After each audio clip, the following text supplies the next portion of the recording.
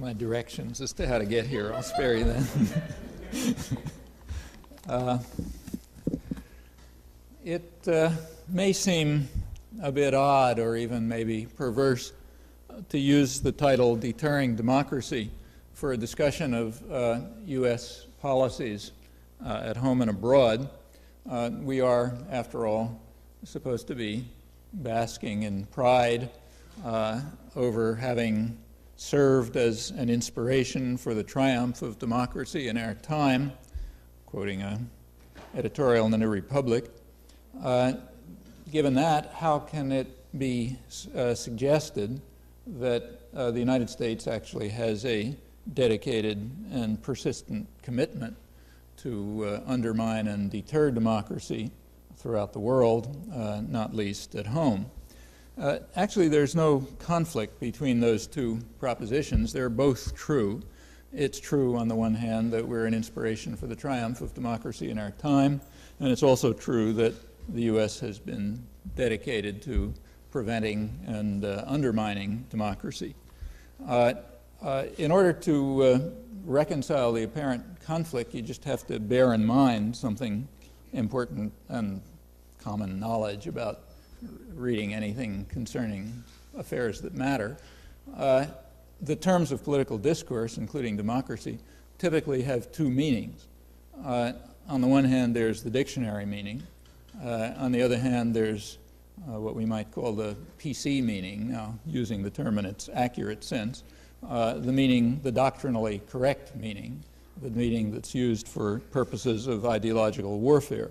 And those two meanings are often diametrically opposed. So in the case of democracy, there are two meanings. In the dictionary sense of the word, a society is democratic insofar as the general public has the possibility of participating in some meaningful fashion in management of public affairs. A lot of dimensions of that, and insofar as that's true, the society is democratic. In the doctrinally correct sense, a society is democratic insofar as it's under the firm control of business interests linked to U.S. power, and that applies at home as well, and the general public is marginalized. Now, separating out those two meanings, it's perfectly possible to be an inspiration for the triumph of democracy in the world in the doctrinally correct sense, and to be opposed systematically to democracy at home and abroad in the dictionary sense of the word. And in fact, I think that's exactly what we find. There's an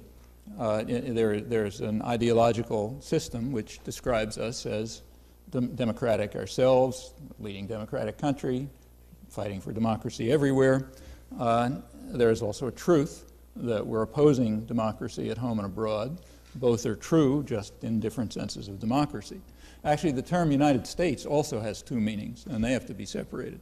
On the one hand, the United States can stand for the people who live in this geographical area. On the other hand, it can refer to the rulers, the people who feel entitled to and do, in fact, manage and control the society, and those are just two different groups. And it's been that way ever since the origins of the Republic. It's been founded on that basis. It's well to remember the guiding maxim of, in fact, it was the favorite saying of John Jay, the president of the Constitutional Convention, that those who own the country ought to govern it. And that's the way it was supposed to be. And when rebellious farmers around Massachusetts didn't understand that, they had it driven into their heads by force. And that's the way the society was established. It's the way the legal system was established. And it's the way it's been run ever since. Those who own the country are supposed to govern it. And if they do, and the general public is quiet and passive, it's a democracy in the doctrinally correct sense. The public often gets out of hand.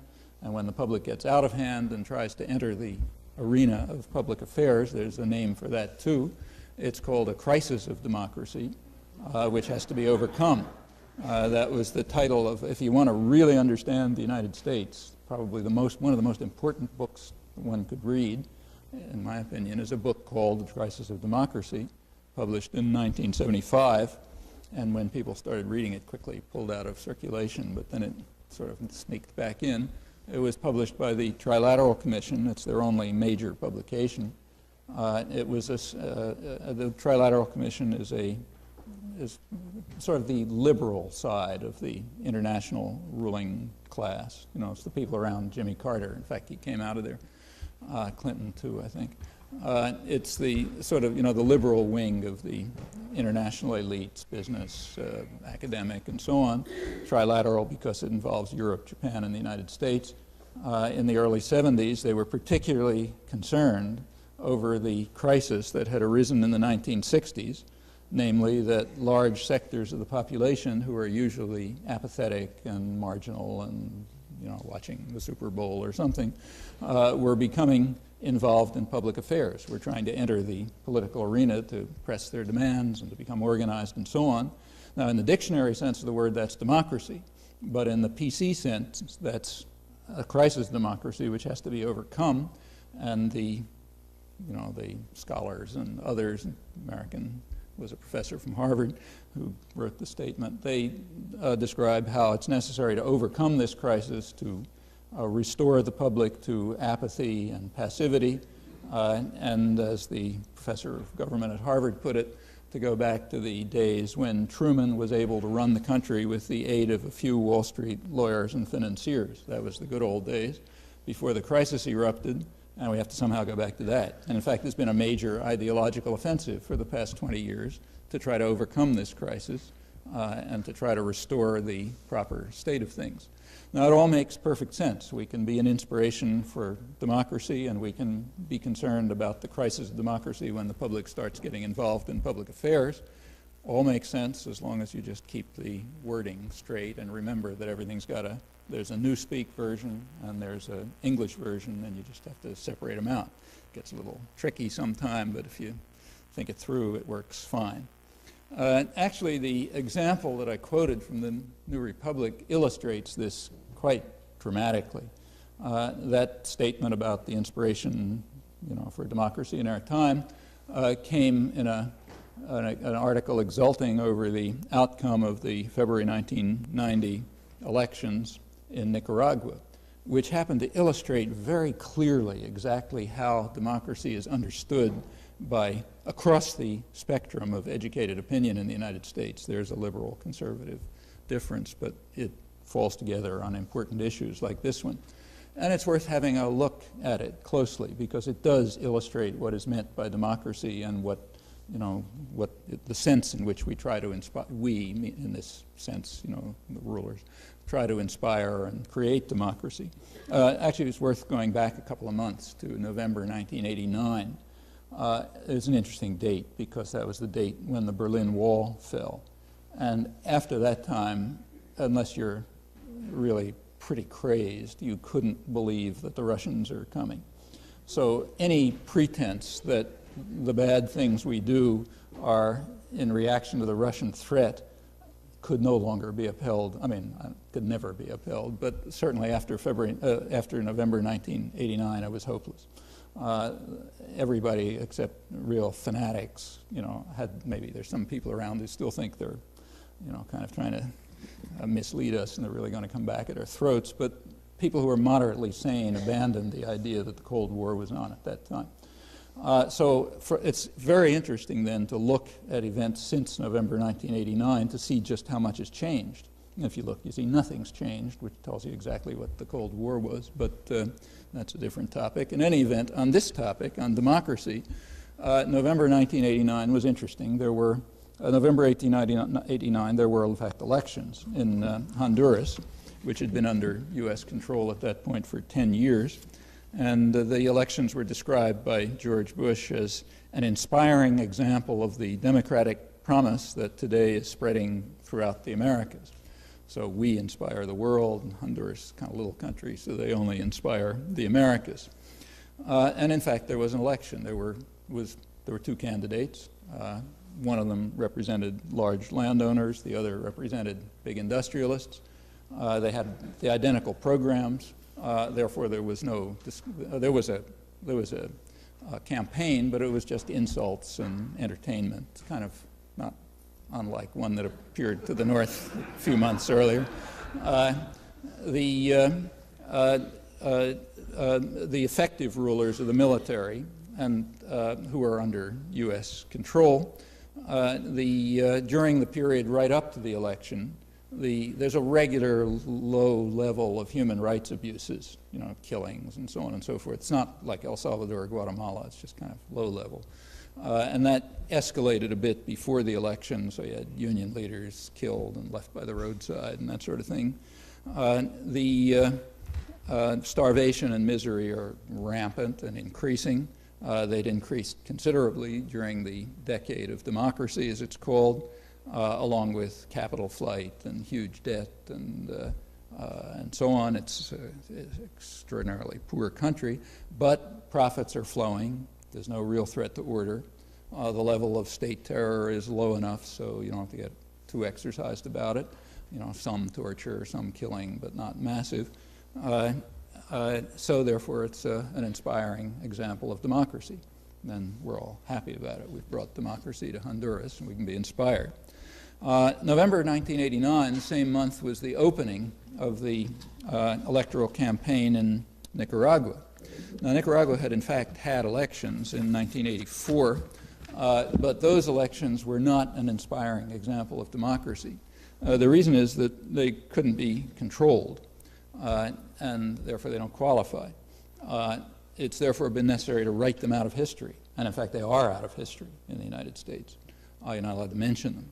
The press can't mention them. It was necessary to suppress completely the fact that the Latin American Studies Association, the Professional Association of Latin American Scholars, had the closest analysis of an election on the spot that they'd ever had, and thought it was quite good and so on. Same was true of hostile observers. It was very widely observed. The Dutch government sent a very hostile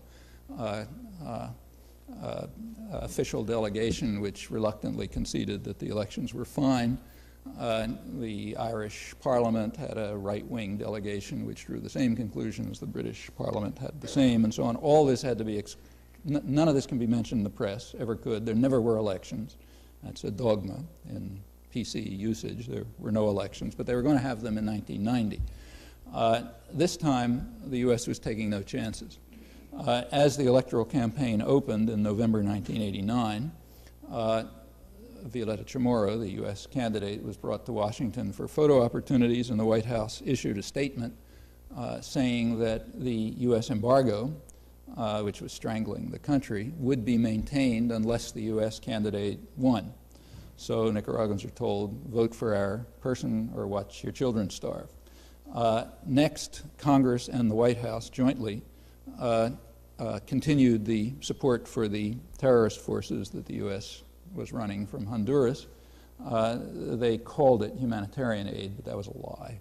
That had already been determined by the World Court, which determined officially, and again, that's something you can't cite here, that it was not humanitarian aid, it was military aid.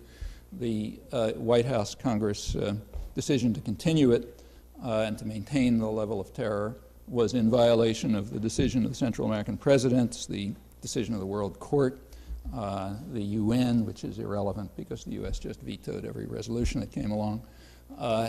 And that was the next step. The media continued, as they had in the past, to suppress all of this. I mean, you really have to be an addict to figure it out. It's there, if you look carefully, but nobody would know. The Nicaraguans were essentially informed that only a vote for the U.S. candidate could end the terror and end the economic strangulation. And in fact, which was of course both illegal, both in fact condemned by the World Court. That was the condition for the election, so the playing field was level, as we put it, and there was an election. And it was kind of interesting to look at the reactions to it, north and south of the Rio Grande. Actually, I wrote an article about it if you're interested in the data, but south of the Rio Grande, through Latin America, it was described simply as a victory for George Bush. A lot by the right wing, incidentally. The press is mostly right wing, because any other press has been murdered or destroyed. And they liked the outcome, but it was simply flatly described as a victory for George Bush, not as an election, which is exactly the way we would have described it if something similar had taken place, say, in Lithuania under a Russian terrorist attack or something. In the United States, on the other hand, it was uniformly described as, the way the New York Times put it in a headline, victory for U.S. fair play. In fact, the big U.S. article, New York Times article was called Americans United in Joy over the victory for U.S. fair play. Actually, that phrase itself is interesting. There are countries where you find things like, united in joy, like maybe Albania, or North Korea. You could imagine Albanians united in joy over something or other, or other countries where a totalitarian culture is enforced. So it was Americans united in joy over victory for U.S. fair play. And it's not that people were unaware of how the victory was achieved. They were pretty frank about it, in fact. So here's Time magazine. Time magazine described, I'm quoting, the means that were employed to bring about what they called the latest in the happy series of democratic surprises as democracy burst forth in Nicaragua. And the method was to wreck the economy and prosecute a long and deadly proxy war until the exhaustive natives overthrow the unwanted government themselves at a cost to us that is minimal, leaving the victim with wrecked bridges, sabotaged power stations, and ruined farms, and thus providing the U.S. candidate with a winning issue, ending the impoverishment of the people of Nicaragua. Okay, that's the way we did it. So it's a victory for U.S. fair play, and Americans are united in joy. Well, that frankness is kind of refreshing. I mean, you might find something similar in Nazi Germany or maybe Stalinist Russia, possibly, I'm not sure. But it tells you exactly what is meant by the Americans united in joy over the victory for democracy. That's what they mean by democracy. Democracy is where you make it very clear by murder and terror and economic strangulation that you vote for us or else, and then if it works, it's democracy. Okay, there we have democracy in the politically correct sense. And in that sense, as I'm not making it up, I'm reading from the mainstream, in fact, even the liberal side of the mainstream, you have an explanation of what democracy amounts to. Actually, some similar story is going on right now, and it's going to be replayed in, what's today, the 24th, in a couple of days in Angola. In a way, it's a repetition of the Nicaragua story, but even uglier. There, the number of people who've been murdered is not 30 or 40,000, but probably 500,000 or so. And the country's been totally devastated. From 1975, the country has been under attack, first by South Africa and by the U.S.-run terrorist forces, UNITA, attacking the country first from Namibia, as long as it was possible to hang on to that, and then switched over to Zaire, another U.S. kind of colony. The United States is almost alone in the world in refusing to recognize the Angolan government since 1975. The South African forces continued to attack until, I think it was 1990, they suffered defeat by the Cuban forces that were there to defend the country against South African aggression, which is considered an absolute atrocity in the United States, that there were Cubans there trying to stop South African aggression. After that, South Africa withdrew, and there was an agreement, a so-called peace agreement in May 1991, which called for elections that are supposed to come off in a few days, 29th and 30th of September. Exactly as in Central America, after the peace agreements, the U.S. moved at once to subvert them. It continued to offer support to the UNITA forces, who are vicious terrorists. I mean, there's not much doubt about that. They take credit for shooting down civilian airliners, torture, all sorts of things. Here's the way it's described by a good South African reporter, Philip van Niekerk, who sometimes writes for the Boston Globe. You may have seen him. He's one of the best he was a Nieman Fellow a little while back. He, writing from Angola, writes that Savimbi, the head of UNITA, has the edge in the election. The peasants don't like UNITA, but most of the people are afraid that if UNITA loses the elections, the war will go on. People are aware of the atrocities committed by UNITA and appalled at the prospects that they might win the election, but continuation of the war is more than they can bear. With millions of dollars of U.S. aid, UNITA is well placed to run a high-profile election campaign with plenty of handouts for voters. He says that a new wave of white settlers is now recolonizing Angola, Afrikaners, mostly South Africans, and later perhaps Portuguese returning to reclaim their lands. It's an old Portuguese colony if Savimbi wins. Victoria Britton, who reports on Southern Africa for the London Guardian, says that the only optimism now comes from the South African businessmen in the hotels in Luanda, the capital, who say if UNITA wins, we'll have the country handed to us on a plate, and if the MPLA, the government, wins, we'll still have the country for a handful of rands, South African coins, because it's so devastated, there's nothing else left. So here's a country, total ruins, hundreds of thousands of killed, still under attack by terrorist forces, and when the election comes, if it comes out the right way, Americans will again be united in joy over the inspiring victory of democracy. In fact, we're already united in joy. Anthony Lewis, who's at absolutely the outer limits of dissent in the U.S. media, had a column a couple of weeks ago in which he was just gushing with praise over what he called the consistent American policy from the 1970s to help negotiate an end to the brutal civil war in Angola. That's the civil war that we kept maintaining while blocking every effort to stop it. And the successful pursuit of the Bush administration of a peaceful policy aiming at a political solution in Nicaragua, which is what I just described. Well, that's the attitude toward democracy. It continues after the Cold War is over, it continues with absolutely no change. Here's another little later, September 1990, there was a Latin American strategy development workshop held in Washington, and academics and others, and it described relations with Mexico, which is a really vicious dictatorship. It described relations with the Mexican dictatorship as they put it, extraordinarily positive, completely untroubled by stolen elections, by death squads, by what Amnesty International calls endemic torture, scandalous treatment of workers and peasants. All that stuff was fine, but there's one problem. Here it is. A democracy opening in Mexico could test the special relationship by bringing into office a government more interested in challenging the United States on economic and nationalist grounds. So we got to watch out. Everything is okay now, it's run by gangsters and terrorists, but there might be a democracy opening, in which case there might be a challenge to the United States on nationalist and economic grounds, so that's a problem. And in fact, this is an internal conference. People aren't supposed to read it. But anyone who's familiar with the internal record of planning recognizes this right off. They are simply reiterating cliches. The standard position of U.S. planners with regard to the third world in general is exactly what they say.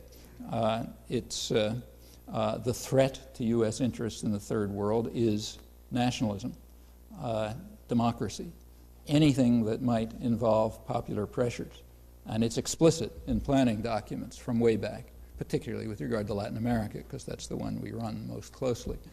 The threat to U.S. interest is identified as what are called radical and nationalist regimes, which might be responsive to pressures from the mass of the population for improvement in low living standards and diversification of production for domestic needs. And why is that a threat? Because our interest is preservation of a satisfactory climate of investment with adequate repatriation of profits and protection of our resources, and that's going to be interfered with by economic nationalism, by radical and nationalist regimes, by regimes that are enough under popular pressure. It doesn't matter whether they're right, left, anything else, that's kind of irrelevant.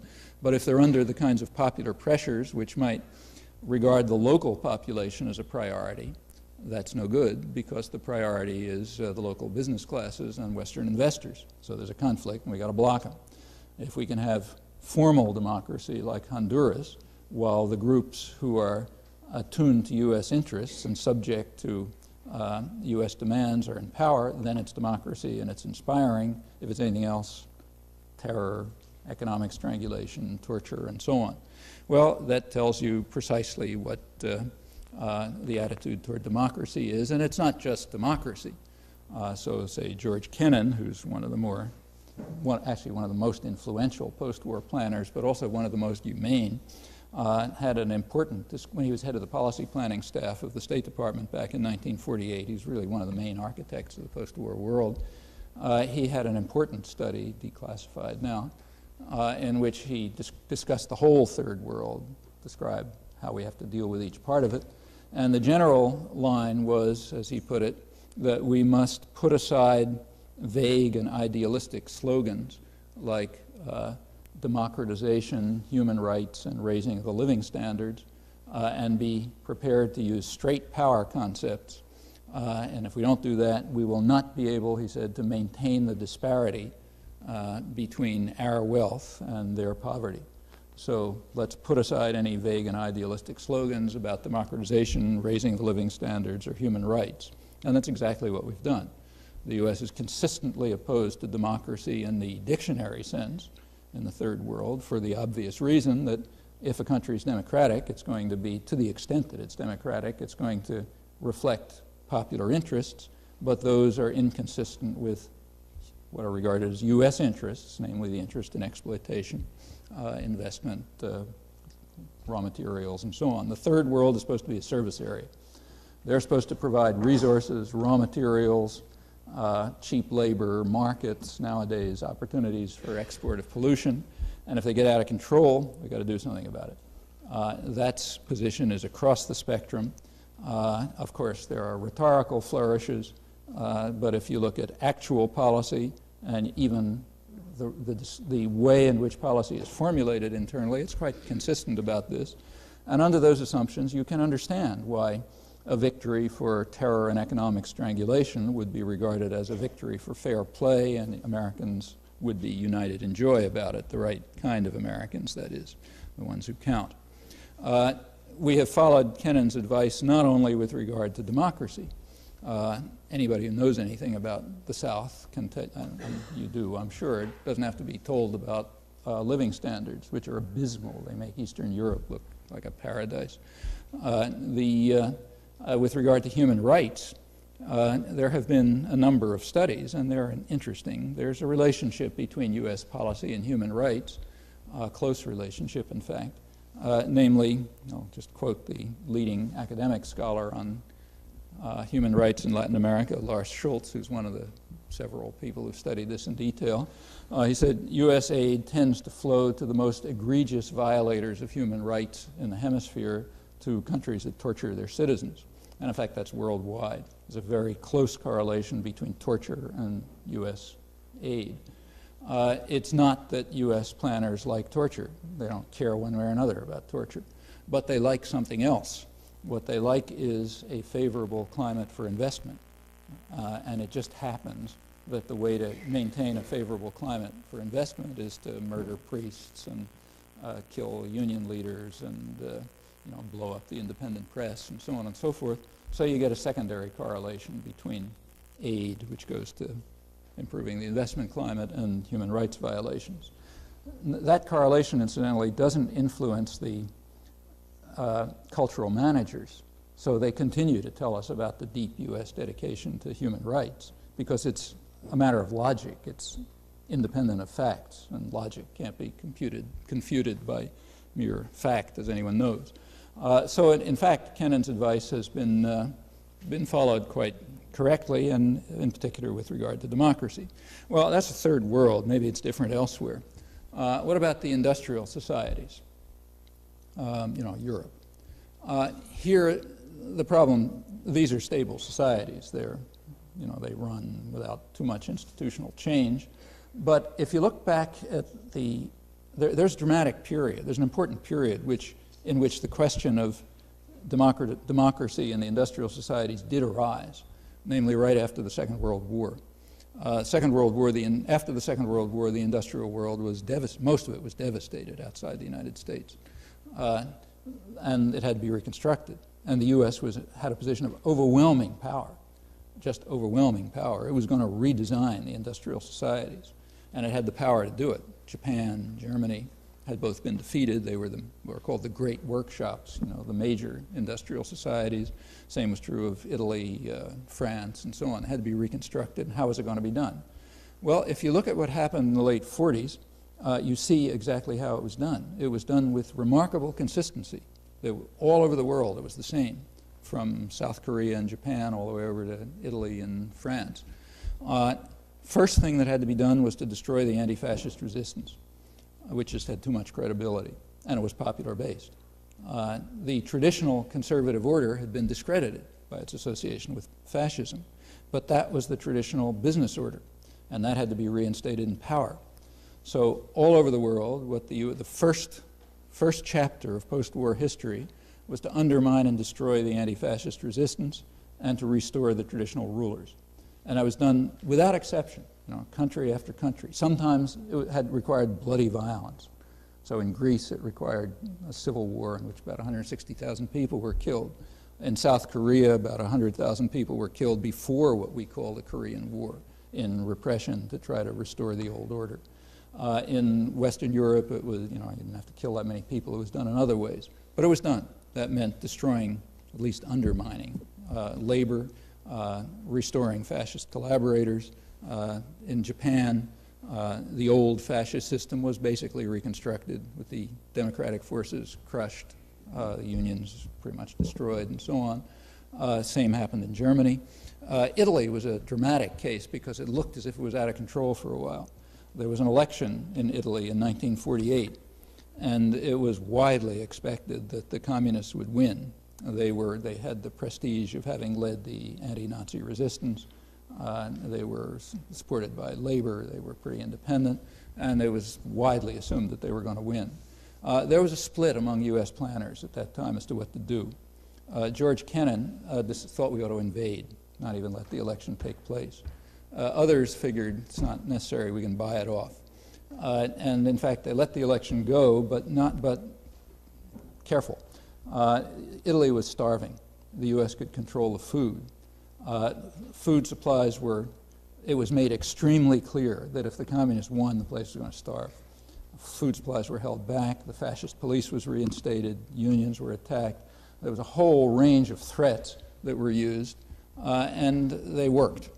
But there was a reserve plan. The National Security Council had just been formed at that point, CIA, the whole national security apparatus, and the first National Security Council memorandum, NSC-1, is the highest level planning group. The first one in 1948 is devoted to Italy, and it describes a series of measures that will be taken if the election comes out the wrong way, which includes support for terrorist forces within Italy and national mobilization in the United States, and in fact, direct military intervention if nothing else works. That's NSC-1.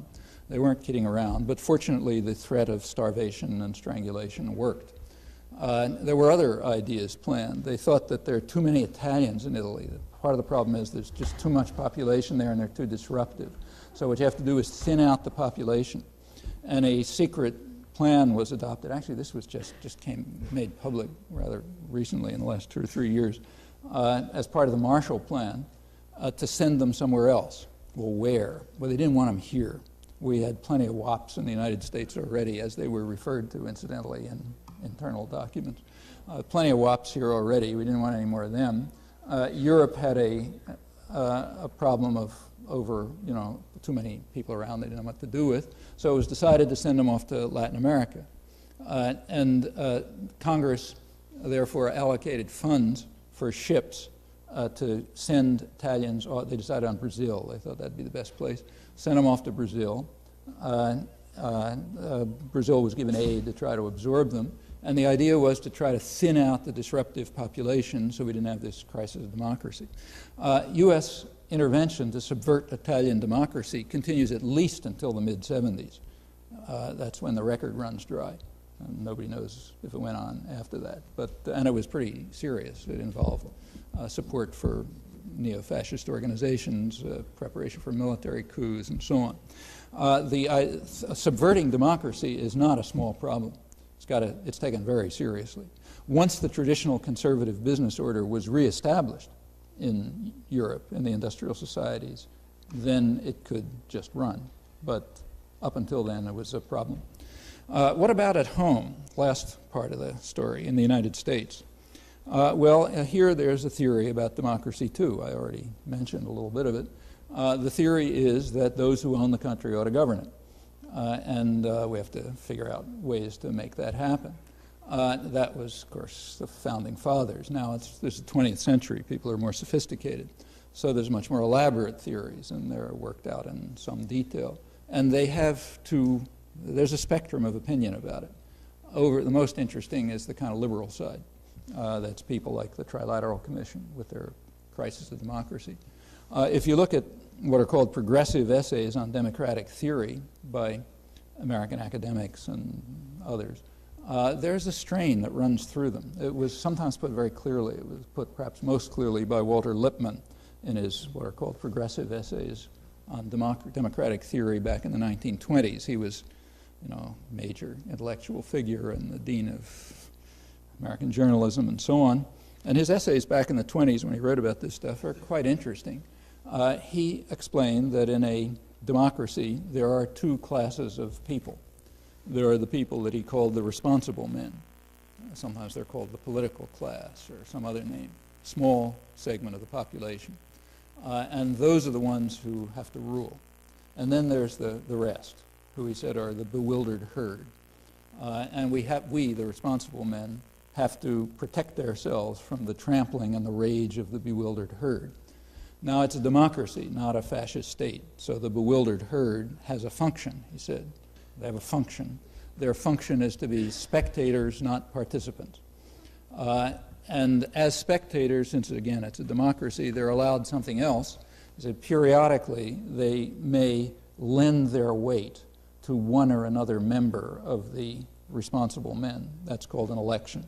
So periodically something comes along and a couple of different members of the ruling group of responsible men come forward and say, you can choose among us.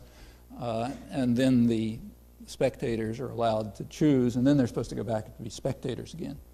That's democracy. You go to the academic side, people like, say, Harold Lasswell, who's founder of modern political communication theory and all that stuff.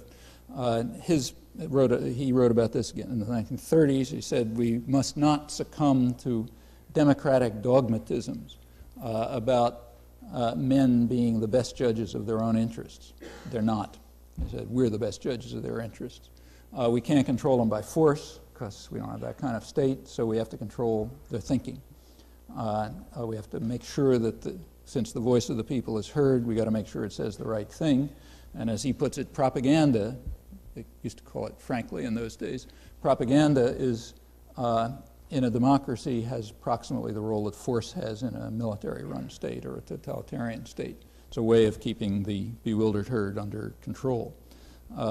Reinhold Niebuhr, the great respected theologian, the guru called the theologian of the establishment, his position was that he said the cool observers, the rational and cool observers, again a small group, have the responsibility of creating necessary illusions and emotionally potent oversimplifications to keep the rabble on course. And this is all done very benignly. The problem is that the mass of the population is just too stupid to know what's good for them. And if you let them be something more than spectators, they'll just get in trouble. So out of our benevolence, we will create necessary illusions and propaganda and various devices of thought control to keep them out of things. Just keep them out of trouble. Every once in a while they're allowed to come and lend their weight to one or another of us, but then they go back to being spectators. That's democracy. That goes way back to the 17th century. You can trace all of this back to the first democratic revolution in modern history, actually, the 17th century uprising in England, which caused huge amount of fear among elites who were concerned about what they called the rascal multitude, beasts in men's shape, going to do all kind of horrible things. They had to be crushed and returned to subordination, and then we could have democracy. And it goes right up till the present. It's a major strain in democratic theory, and probably the dominant strain. Now, it does have various wings. There's a liberal wing and a sort of harsher wing and a softer wing. At the liberal side, you get people like, say, John Locke, who's noted as a libertarian theorist. But what people often don't remember is that beside his avocation, writing essays on philosophy, which is what you read in college, he also had a vocation. He had a job. His job was in the colonial civil service. And in that job, he did things like write constitutions for the American colonies, say the Constitution of the Carolines. And there he expressed what he really thought. So, for example, in the Constitution of the Carolines, citizens are not permitted to discuss public affairs. They're allowed to know about them, but they're not allowed to discuss them. That's a crime. Now, that makes them a liberal. They're allowed to know about them. In the modern times, that comes down to the Lippmann position. You are allowed to be a spectator. You can sort of watch. You're allowed to do that. On the conservative side, what's called conservative is another term like democracy. I mean, the meaning of conservative is exactly the opposite of what it's applied to.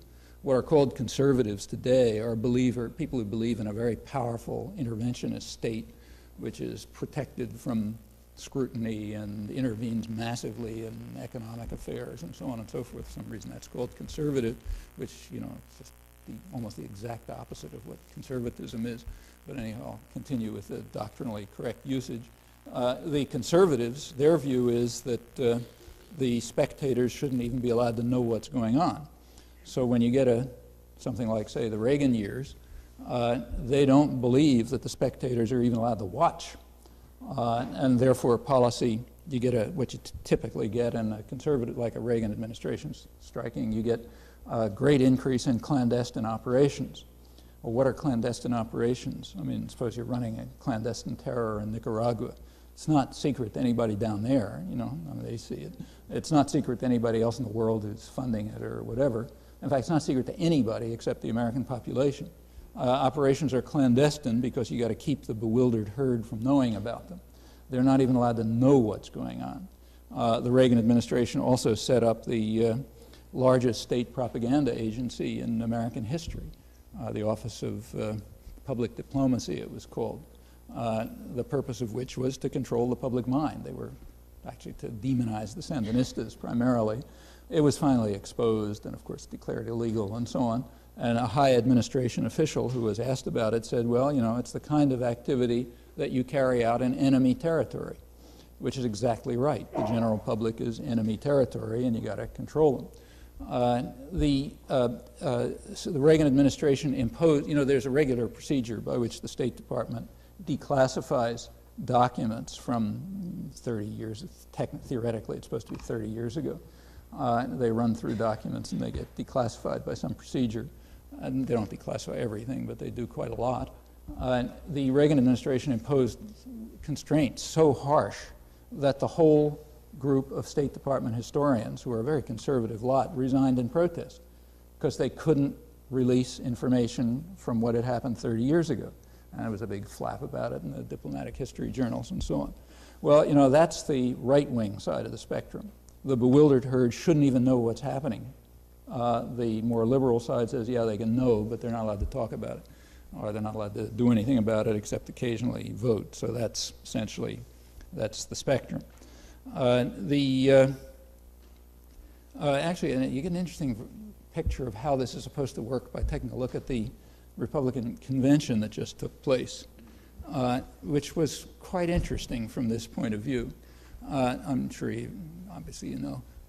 It started off with this God and Country rally, which was a real throwback to, actually it was a throwback to the 1930s. It was very reminiscent of Hitler Germany. That was noticed in Europe, incidentally.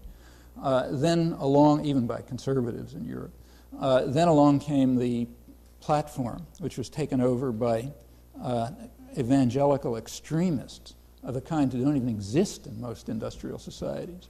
So they were given the program. Then you get this, we're going to have a religious war and so on and so forth. I mean, there was interesting commentary about it in Europe. But for those who, if you look at it with a little bit of a historical perspective, It's not unfamiliar.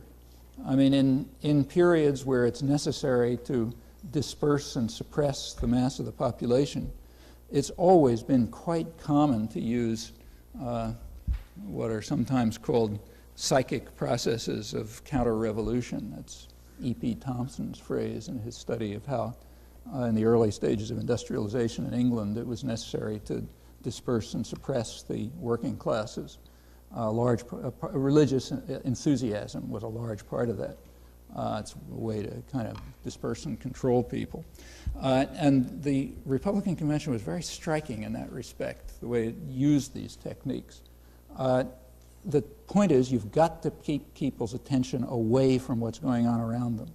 That's the main thing. And when it's a principle, it's almost like a principle of political theory, that if any government, any state, is carrying out policies and is intent on carrying out policies that are going to be harmful to the mass of the population, it's going to it doesn't matter if it's a totalitarian state or a democratic state or whatever, it's a systematic fact, an institutional fact, that it's going to have to turn to policies which will distract and divert the population. They can't be paying attention to what's happening around them, or they're just not going to tolerate it. And there aren't a lot of ways to do this, which is why you see the same patterns recurring over and over. One way to do it is to frighten everybody to death. You know, so you have people cowering in terror, usually over a foreign enemy who's going to destroy them, and then the grand hero rescues them at the last minute. And while this whole drama is going on, at least they're not paying attention to what's going on around them. You know, that pattern was reenacted every year or two during the 1980s. I mean, they kept setting up totally fabricated confrontations with Libya. It was very convenient. They're just like a punching bag. They can't shoot back. They can do anything you like to them. Sandinistas were going to be marching on Texas. Grenada was going to cut off sea lanes. You know, you remember that stage. The crazed Arabs all over the place. You know, Hispanic narco traffickers are going to get us. One thing after another, just to keep people terrified. And was more of a problem in the 80s than it had been in earlier years, because in earlier years you could always appeal to the Russians. I mean, maybe the threat was fabricated, but at least they were there, you know, and they were brutal and strong and so on. In the 1980s, they were visibly disappearing, and that was a big problem. So therefore, we had this kind of, you know, keep churning out different chimeras to defend yourself again. And it sort of works. I mean, the American population is probably the most frightened population in the world. I mean, you know, in fact, it became a joke in Europe. Every couple of years, the tourism industry would collapse because Americans are afraid to travel to Europe, you know, where they're about 100 times as safe as in any American city, because maybe somebody's going to be hiding behind a thing ready to kill them or something. You know, the right-wing European press was quite comical on this. I remember I went to England, just happened by accident. I was going to England, happened to be the day that the bombing of Iraq started. And the day I got there, there was an article in the right-wing, very ultra-right-wing Spectator, which was talking about how some group of American gun collectors, you know, guys who run around with assault rifles or something, were planning a meeting in Scotland, but they'd canceled it because they were afraid. You know, they were afraid to travel to Scotland because, you know, who knows? Maybe Saddam Hussein will get you or something like that. That's typical and understandable. You want to keep people's attention away. I mean, we know what's been going on in the last 10 years. I mean, you know the way income's been redistributed. You can see the way infrastructure's collapsing. You can see what's happening to people's lives, but people had better not look at that. They'd better look at something else. There are other ways of doing it, too. You can look at a domestic enemy. That's been used, too. Now, we don't, I mean, well, you know, you read the way it's been done. Here's a couple of examples, which say you attack liberalism. It's a big thing is to attack liberalism. Here's some quotes. Liberalism, with its demands for women's equality and denial of the ancient truth that a woman's world is her husband, her family, her children, and her home. Got to watch out about that. It's a sin against the will of the Almighty that hundreds upon thousands of his most gifted creatures should be made to sink in the proletarian swamp while Negroes from Africa are trained for the liberal professions. You know what I'm quoting, that's Hitler, But how different is it, That was Hitler giving talks at women's conferences in 1936 and so on and so forth. It strikes some resonances. The code words are a little different, but the thoughts are very similar, and the reasons are the same. The segment of the mass of the population is under attack by state policy, and therefore they have to be mobilized somehow. You can't get them interested in what's going on around them. That would be a disaster. So what you have to do is is frighten them, turn them against each other, create hatreds. It's very familiar. There are not many devices available, and that's why you keep seeing the same ones over and over again. Religious enthusiasm is an old one. It goes back to the 18th and 19th century. Evangelicals in Central America do the same thing. You want to undermine liberation theology and the preferential option for the poor or the church. What you do is send people down to create what's sometimes called the Chileism of despair. Nothing good is ever going to happen to you in this life. Forget it. You'll be okay in the next life. That essential message. If it's done with proper kinds of enthusiasm and excitement and speaking in tongues and so on, that's another technique. The techniques over the centuries are not very different. And if you look at the United States today, you see them manifested, and for exactly the structural reasons that always make them manifested, namely what's happening in the society right now. And what's happening we know. It's captured rather nicely in a lead article in the New York Times business section a couple of days ago, which is called, the headline is Paradox of 92. The paradox of 92 is that,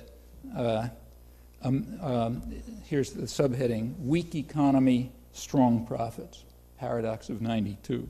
Then it starts off, America is not doing very well, but its corporations are doing just fine. Paradox, completely inexplicable, like some act of nature or something like that. Well, it's not at all paradoxical. It's the exact consequence you expect when policy is being created by the people who are going to make the profits, who are untroubled by the general public because they're marginalized the way they're supposed to be. They're out of it, they're distracted or something. At least that's what's supposed to happen to them. This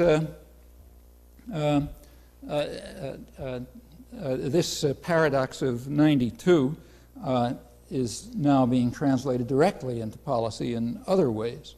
So there's this phenomenon going on called the globalization of production. Everybody's supposed to know that the U.S. industry is declining, U.S. manufacturing is declining. Well, again, if that's either true or false, depending on how you define U.S. If by U.S. you mean the people in the United States, that's true. U.S. manufacturing is declining significantly. If by U.S. you mean the people who own the country, it's increasing. So if you take the share in world manufacturing trade of U.S.-owned corporations, it's either stable or increasing. That's another paradox. Just depends on which U.S. you mean. And the way it's happening is not secret. Today, for example, in the world's leading business paper, the Financial Times of London, there's an article hidden away there, which describes what General Motors is now up to. They've just closed 21 plants in the United States, but they're opening a big plant in East Germany. And it explains why. There's a lot of rhetoric, but you get down to the end, it explains it very clearly. Wages are 40% lower than they are in West Germany. There are no benefits. There are higher hours. There's over 40% unemployment, so you can be sure to get people no matter how rotten the conditions are. Now that Eastern Europe has been returned to its proper position in the third world as a service area, GM can use it the same way they use Mexico.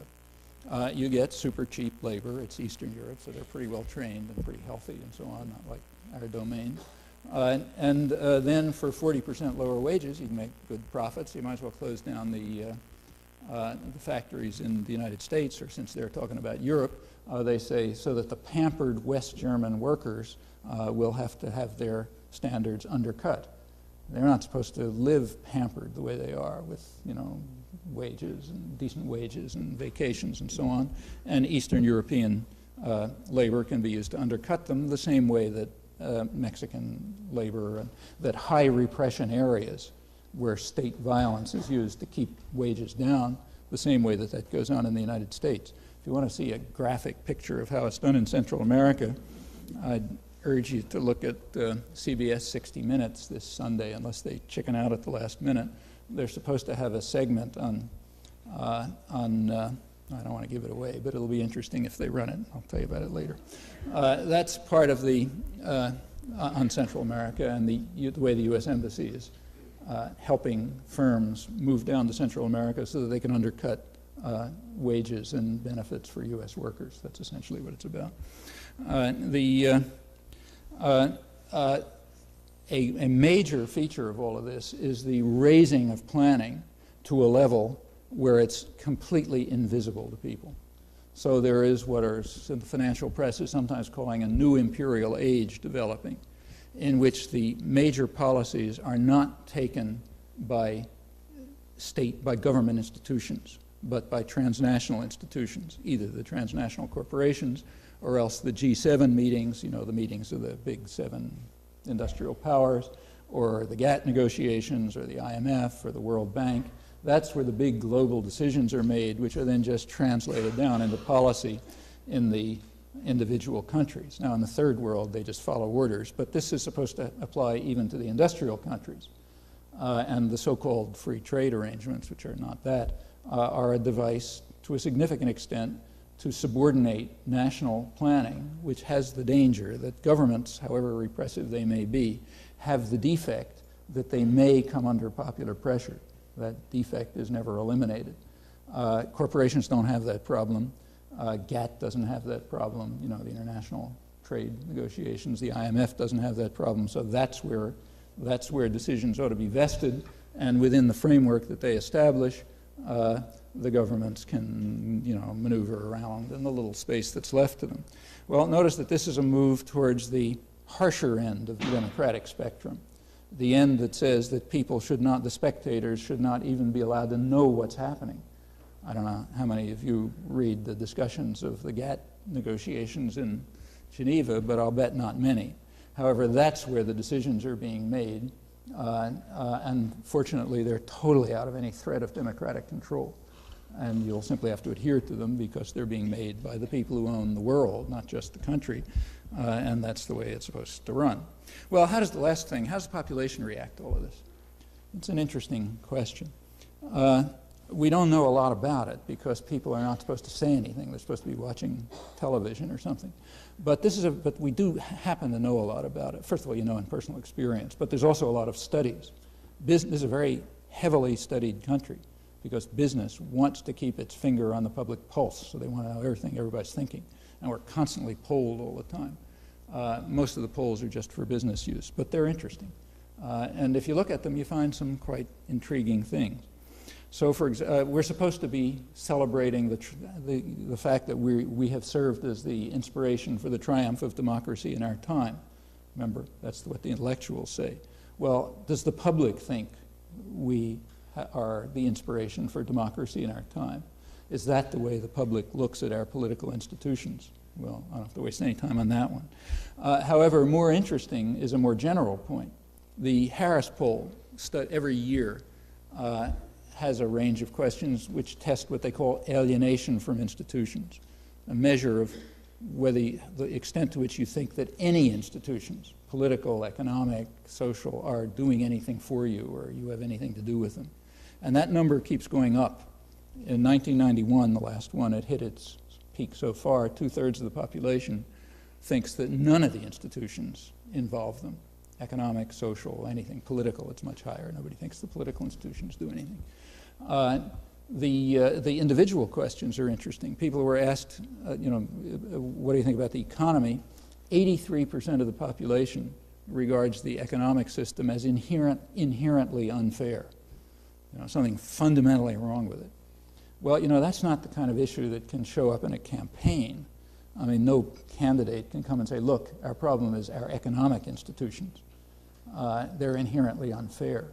I mean, maybe 83% of the population thinks it, but nobody's going to say that because that's not conducive to the needs of the people who own the country and therefore have to run it.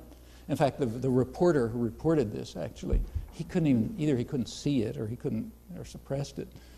He said, well, what this means is people are opposed to their overpaid politicians.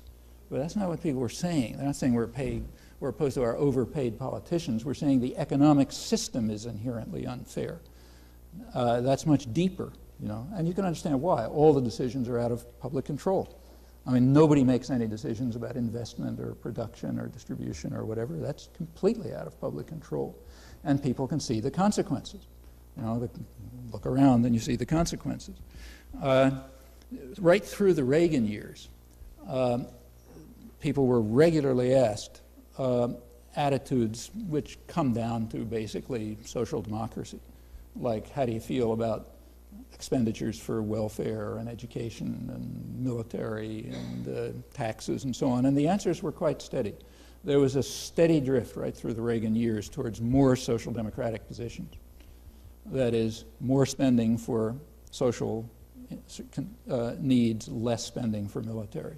People were willing, by and large, to accept higher taxes for spending for education and welfare and so on. While all this is going on, the L word is following the S word into oblivion. It doesn't matter that the population is going the other way. The people who care, the responsible men, are going their way. And their way is power has to get vested even more than before in the narrow sectors of privilege, and the population has to be marginalized. So it doesn't matter what the general population thinks, as long as they don't do anything about it, as long as they're scattered and dispersed, which they are. You can see it on the issues that are now lively in the election campaign. Like every day, there's more Clinton bashing about the draft. Very striking what Clinton doesn't say. He doesn't say, look, I thought the Vietnam War was not a mistake, it wasn't a noble cause, it wasn't even a mistake. I thought it was fundamentally wrong and immoral, and I honored the people who wouldn't fight in it. He won't say that. Is that an exotic opinion? Well, it's the opinion of 70% of the population, that the war is not a mistake, but is fundamentally wrong and immoral. And remarkably, that figure has maintained itself.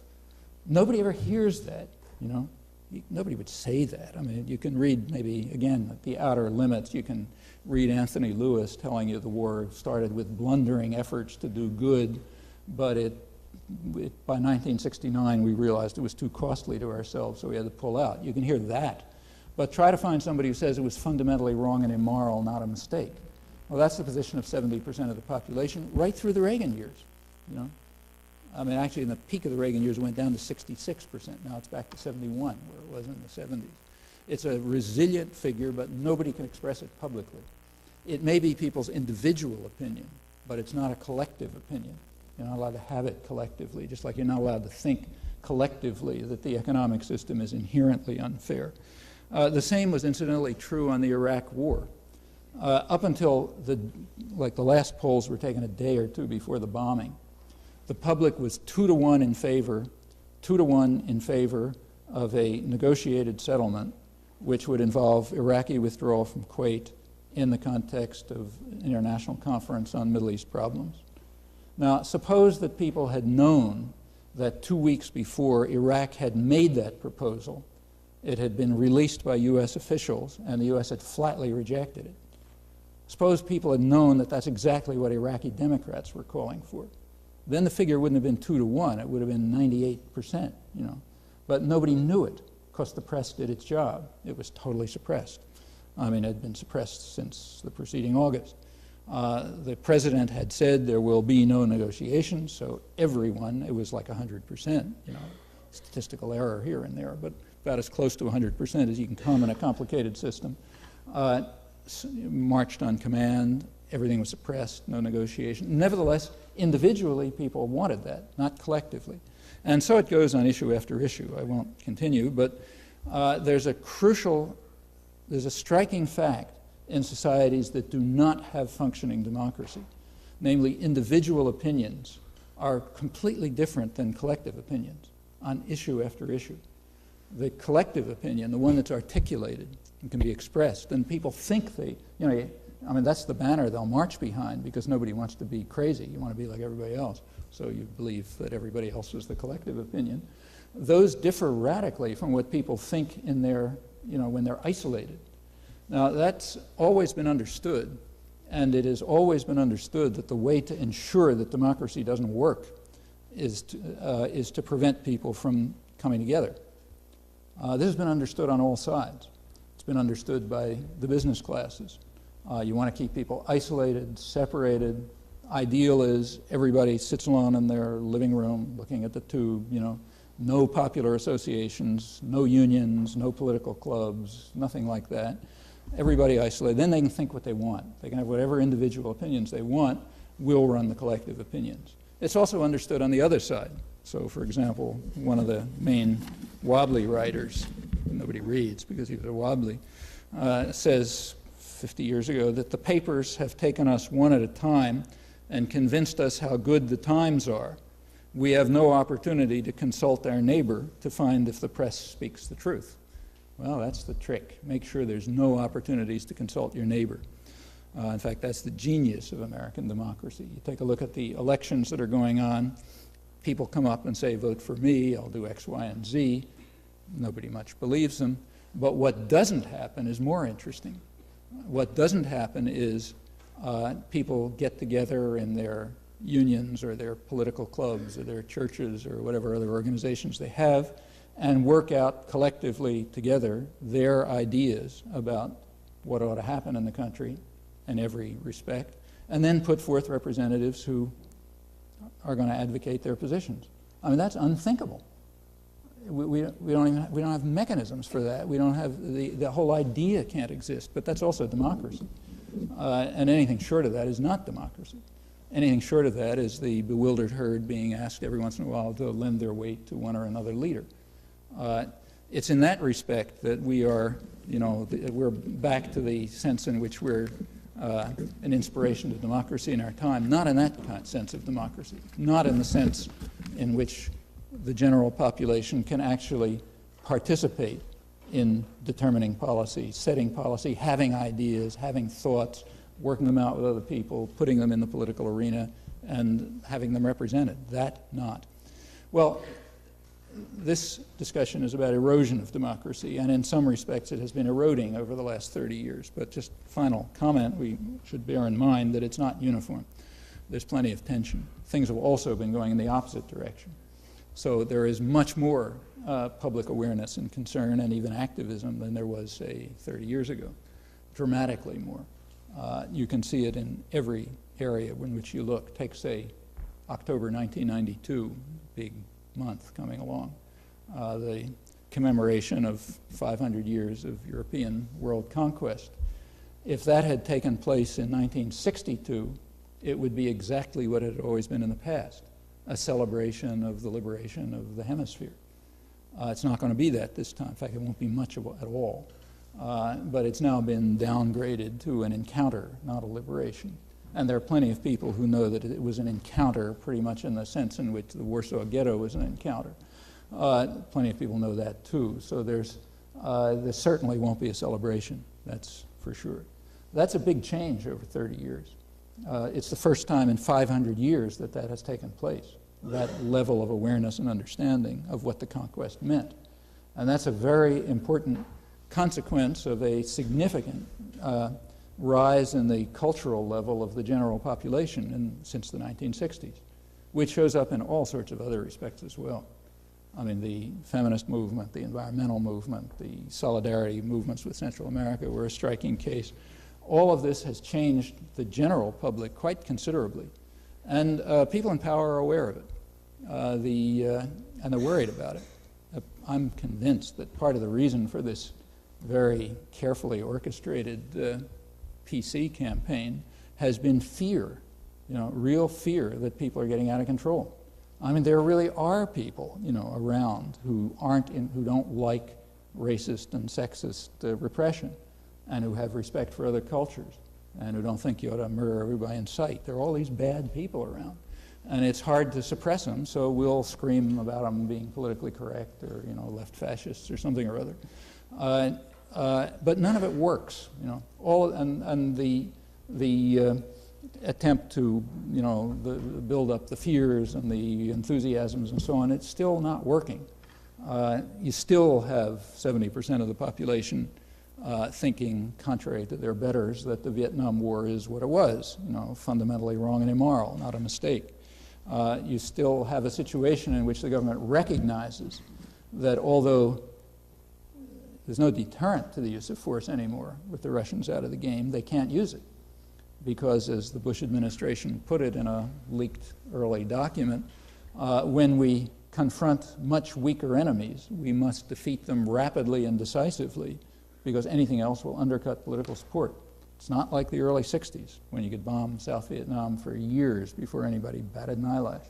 Now you got to get it over with fast, no casualties, huge propaganda campaign to demonize the enemy, and then get done with it, because the population doesn't tolerate it anymore.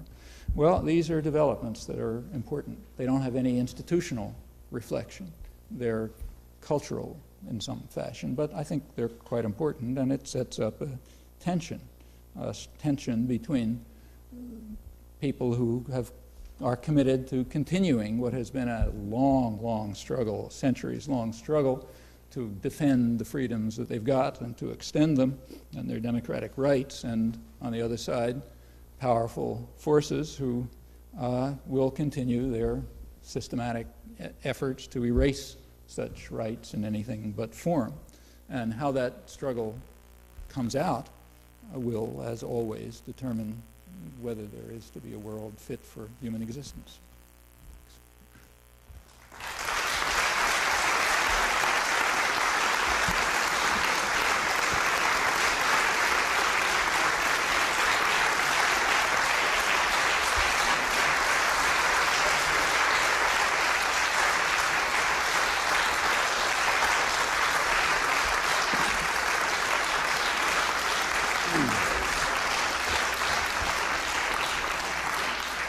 Thank you very much. I think ultimately they will, but it's going to be a rocky road. Right now, Maastricht doesn't look in the cards. But in the long term, they'll do it, I think, because they just, unless there are some real changes in the popular scene, reorganization of significant popular forces, the direction in which things are going is to raise the level of decision-making out of public control. That's true at every level. Why England doesn't really want Well, England doesn't want it partly because, see, the British, remember, England is a little bit out of Europe. England is more like the United States. They were subjected to Reaganite policies in the 1980s, so they're a disaster area, like the United States is, for the same reason. Same is true of Australia. There they sort of, most often, the Western countries don't take their free market rhetoric seriously. They understand that this is just a rhetorical device to suppress people with. It's not for us. It's just for the third world. But occasionally they make the mistake of taking semi-seriously, at least, their rhetoric. And when they do, it's always a disaster, just like it's a disaster for the third world or for Eastern Europe. Now, they never do it much, but they do to some extent. And Britain, like the United States and Australia, did it to some extent in the 80s. So you've got, huge debt at every level and collapse of the social base and, all the usual problems that show up typically under structural adjustment in the third world. Therefore, they can't really compete with Europe.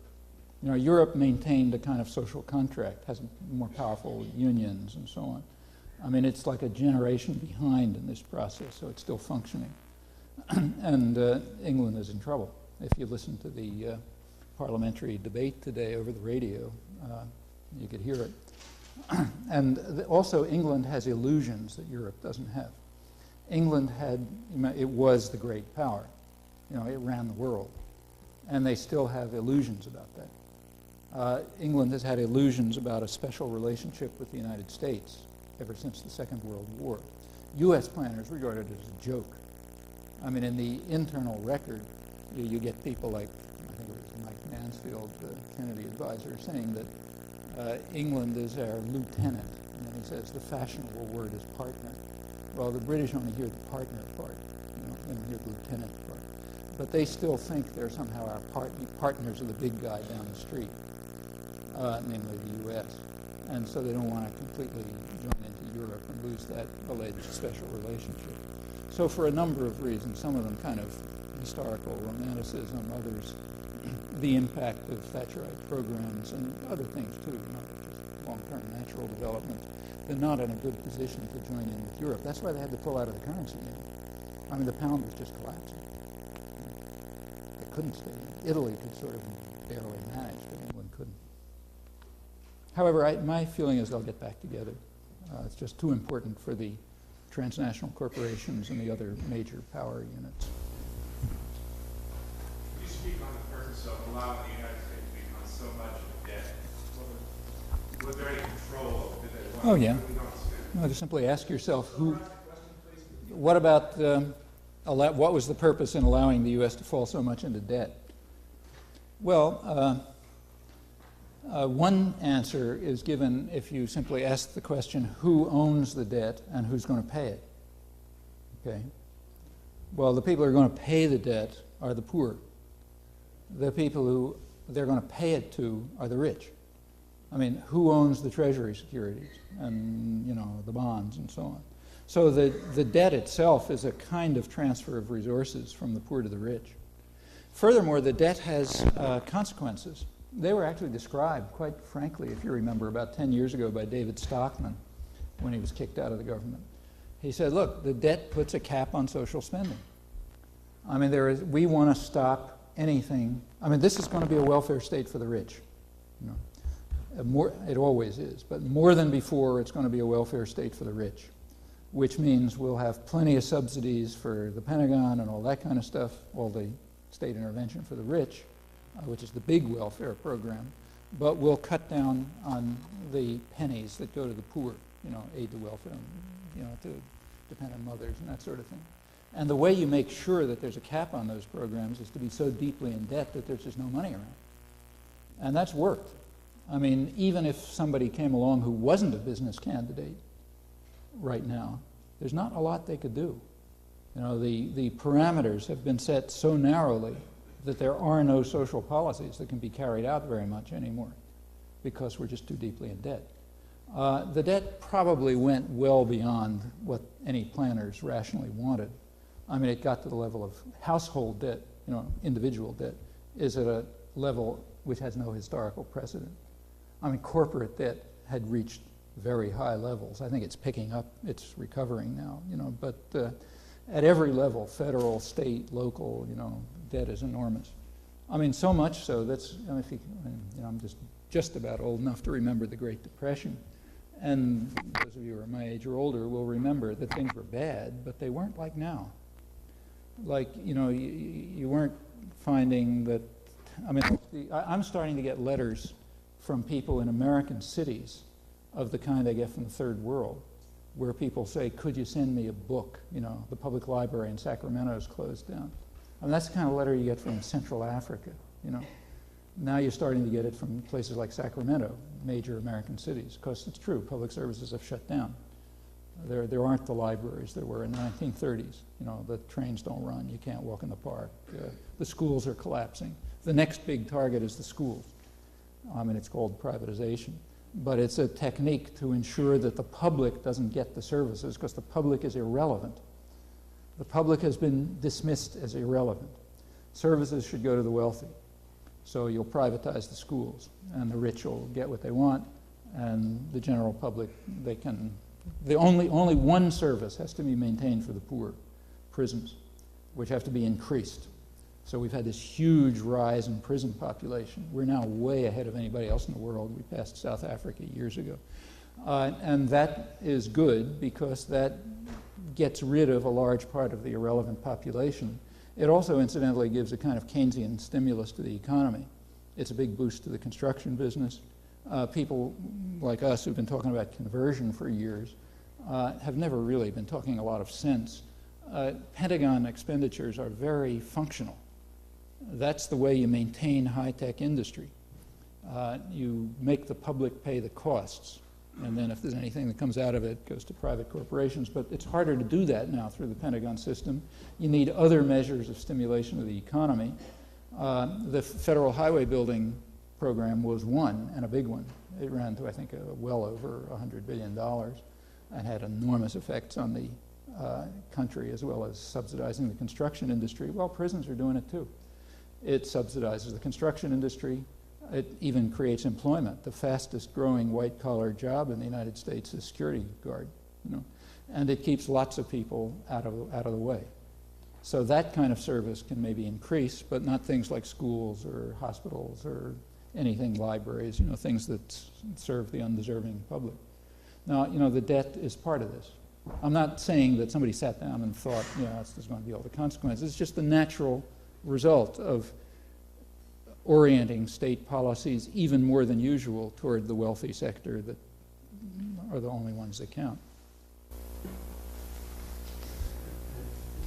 the first part of your talk, you took us in what to me was a very darkened theater with a nightmare of no exit situation, where the people had no choice, the newspapers were not allowed, and allowed to report certain things, and we are not encouraged the state to organize.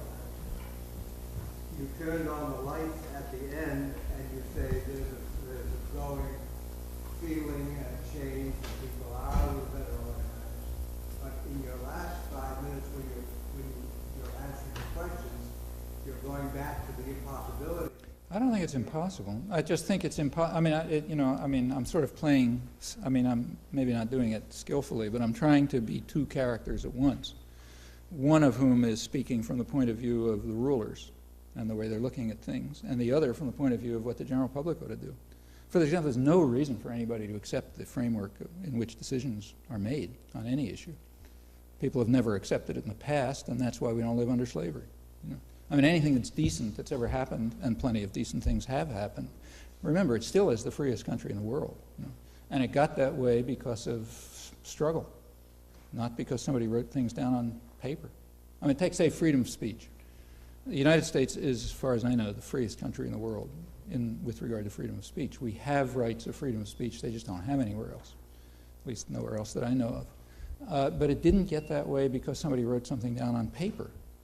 The law of seditious libel, which makes it a crime to criticize people in government, it's a crime. That's basically what it amounts to. You can assault the government by speech. That's what seditious libel is. Most countries still have that. We had it until 1964, and it was overcome finally. Of course, the Supreme Court struck it down, but they didn't do it in a vacuum. They did it in the course of the civil rights struggle. There's a big civil rights movement which had gotten to the point where the Supreme Court simply had to strike down the law of seditious libel in a civil rights case. Well, that's the way every other victory's been won too. So far, and it goes around all sorts of things. It still has not hit the heart of the society, namely the economic institutions. They've been insulated. And we're not even allowed to look at them. We're not allowed to think that there's something inherently wrong with the economic institutions. Again, individually, people think it. And the extent to which they think it is kind of remarkable. Now, let me give you one last poll result, which is intriguing. In the mid-'80s, there was a study done in which people were asked what they thought was in the Constitution. Nobody knows what's in the Constitution, but people regard the Constitution as kind of holy writ, So if something is completely an obvious truth, must be in the Constitution, that's the kind of response you get. And it was interesting to look at the end. They're giving a lot of statements. Do you think this is in the Constitution or not? Well, one of them that half the population thinks is in the Constitution, because it's such an obvious truism, is the statement, from each according to his ability, to each according to his needs. Half the population thinks that such an obvious truth's got to be in the Constitution, Well, try expressing that individual thought publicly. It really takes work to try to, you can see how important it is to separate people from one another. But of course, that's the way change takes place too, by overcoming that separation. Take, say, the media. They're not worse than they were 30 years ago or 100 years ago. You start reading them, I just happened to have been reading the press from about 100 years ago because of the Homestead strike. This is the 100th anniversary of the breaking of the American labor movement at homestead in 1892, and it, then after 50 years kind of revived, and now it's been destroyed again. So it's interesting. And I was looking at the newspapers back then, and they're much worse than they are now. I mean, they were just viciously anti-labor and anti-worker and racist and everything else. Furthermore, at that time, you had something you didn't have now. You had hundreds of labor newspapers, big ones. I mean, Appeal to Reason, the big Socialist Party paper, had, I think, 2 million subscribers or something like that. Huge number of subscribers. And these were professionally done newspapers. I mean, some of them were ethnic, some were religious, some were, some were coming out of parties. And just had big parts of the population, had other places they could go to get a picture of the world. Well, it took 100 years, well, 60 years to destroy that. And that's, the destruction of that is part of the reason why when Caterpillar workers in Peoria this last June, something quite important in American history happened. For the first time in 60 years, an American corporation was willing to bring in scabs to destroy a major union, UAW. That hasn't happened for a long time. Well, when the Caterpillar workers who had built Peoria, I mean, the reason Peoria is not a miserable slum is because of 60 years of union organizing. They found that they had no support in the community. Okay, that's a big ideological victory for the business classes. The idea that you should have the idea of solidarity, of support for others, that you care about somebody else, to a significant extent that's been wiped out of people's heads, but it can be put back in again just like it always was. I mean, that's the constant struggle that goes on. I mean, you take a look at the history of slavery. Slave revolt after slave revolt, some of them put down viciously, violently. Okay, finally slavery was overthrown. First in Haiti, actually. Part of the reason why Haiti is suffering so much now is because of the Western reaction to that victorious slave revolt, which terrified the Western world. The U.S. itself didn't recognize Haiti for 60 years. In your speech, you mentioned the Trilateral Commission. Could you speak a little bit more about its role? Its role? It's not important. I mean, there's a kind of a right-wing mythology about the Trilateral Commission, but it's mostly mythology. I mean, I used to read all their stuff, but frankly I stopped because it was so boring. It's, I mean, it's a kind of talk session among rich people and their blackies of the more or less liberal side, And they say pretty much the kind of things you'd expect them to say. I mean, occasionally they let their hair down and say things more openly, like in this Crisis of Democracy book, but it's pretty rare. I mean, mostly it's not very different from what you'll read in the literature, the Council on Foreign Relations, or the main intellectual journals. I mean, it's sort of the liberal side of the international ruling class. But it's not that they plan the world or anything. Just a lot of rich guys who get together every now and then and talk.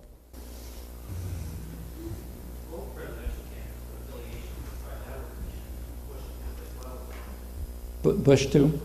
Yeah. Yeah. Mm-hmm. It's not surprising because almost anybody semi-rational is associated with the Trilateral Commission. See, the Trilateral Commission came out in the 1970s out of a real phenomenon, which you can't laugh out. Namely, the world had become trilateral, or tripolar as it's now called. I mean, around 1970, there was a big change, much bigger than the end of the Cold War. By 1970, from 1945 to 1970, not like one day, but over that period, there was a kind of a period of affluence, of growth, in the state capitalist economies, and it was under U.S. domination. By 1970, that was pretty well over. That's sometimes called the end of the affluent alliance. There were severe pressures on corporate profits. High growth rates were never resumed.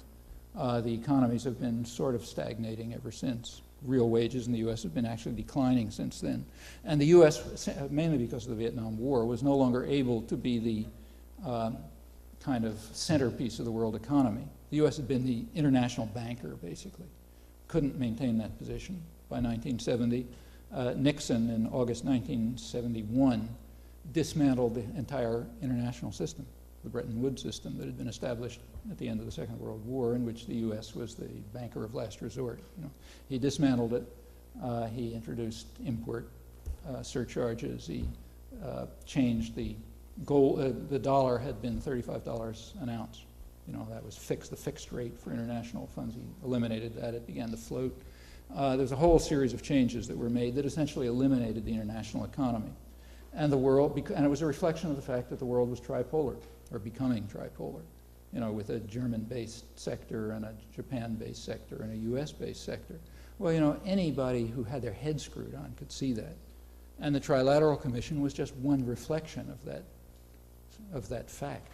So, of course, everybody was some kind of trilateralist. Maybe not everyone joined the commission, but the commission wasn't all that unusual. It was just the sort of more liberal side of this group. You've been talking for about 2 hours. How long can you keep going? As long as people don't walk out. How about 2 more questions? Okay, I'll try to be a little briefer. I can't really see very well back there. Is there some? Yeah. Would you comment a little bit more about your statement about our view on Vietnam? I think that was very active against the war in the 60s, but of course, I have found students, teaching community, very unclear about the war, very funny. You seem to say that 70%. 1990. Well, the phrase was, the question is, people, here's the story. People are given a set of, it's on all foreign policy issues. There's a study of all foreign policy issues. It's done every 4 years by the Gallup organization. That's an interesting study. And on each topic, you're given a set of choices. And the question is, and you're supposed to say which one do I strongly agree with, or large, that kind of thing. And the one in question was, in the Vietnam War, there's a set of choices, like, noble cause, whatever. One of them at the extreme is not a mistake, but fundamentally wrong and immoral. That one's been running over 2/3 of the population. In 1982, it was 72%. In 1986, it went down to 66%. That was after 4 years of Reaganism. I just yesterday saw the one for 1990, which just came out. It's back up to 71%. Not a mistake. Fundamentally wrong and immoral. See, the farthest out you can get in the intellectual community is it was a mistake. Okay? So if you take a look at, articulate people who are considered articulate dissidents, they'll say, yeah, it was a mistake. But the public doesn't. They say it was not a mistake. It was fundamentally wrong and immoral, which is correct. It wasn't. It's not a mistake anymore. The invasion of Afghanistan was a mistake. Of course, the invasion of Afghanistan was a mistake, but that's not the problem with it.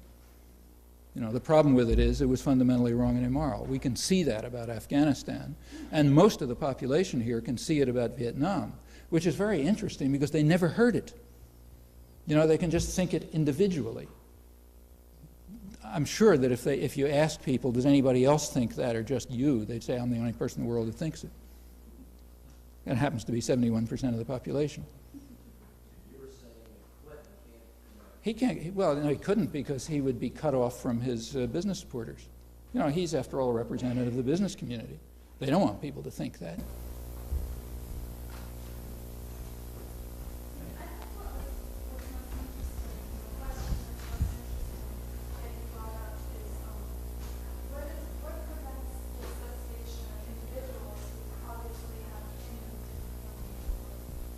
What prevents it?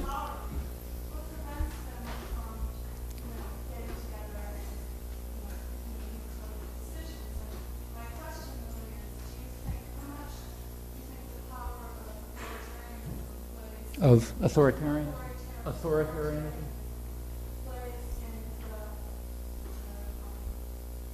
Yeah, that's an interesting question.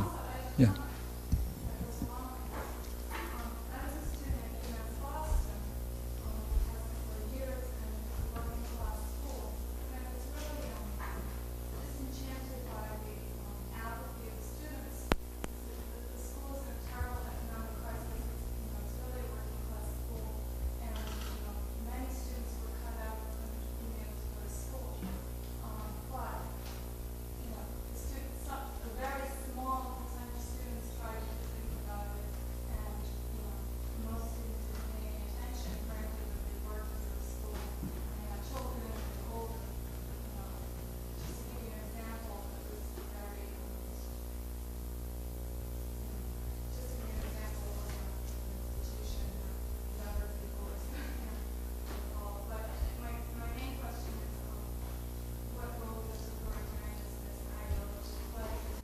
Yeah. Well, there are a lot of factors. Look, I mean, yeah, the question is what prevents people from getting organized and associated? And, you know, what, she gave the example of UMass Boston, a working class school, which is being smashed like every popular institution. But the students who are getting smashed don't want to do anything about it. They're apathetic. You know, they don't get together and organize and so on. And the specific question was, if I heard you right, what is the role of authoritarianism, authoritarian ideology in this? Well, you know, I mean, I don't want to try to give a glib answer or even pretend that I know the answer, but I don't.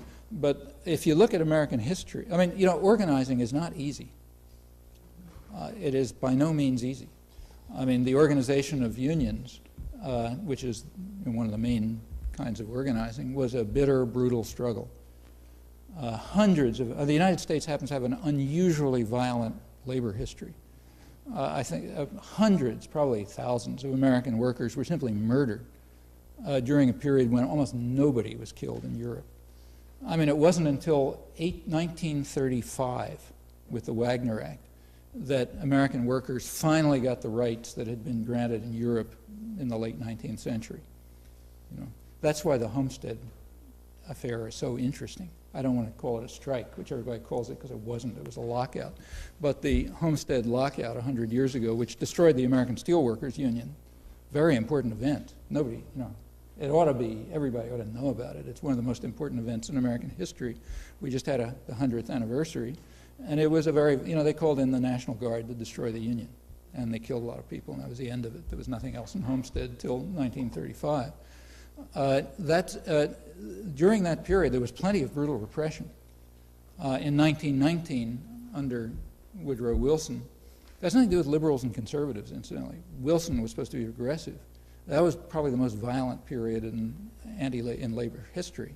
There was a violent repression under Wilson, which destroyed other post-World War attempts to organize. It destroyed the independent press. They kicked thousands of people out of the country. I mean, there was this Red Scare, it was called, and it was brutal. You know, we then went into 10 years of almost total apathy.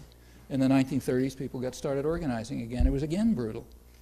I mean, after the Wagner Act in 1935, the next strike wave in 1936 and 37, they were mostly suppressed and often by violence. A lot of workers were killed in the little steel strikes in 1937.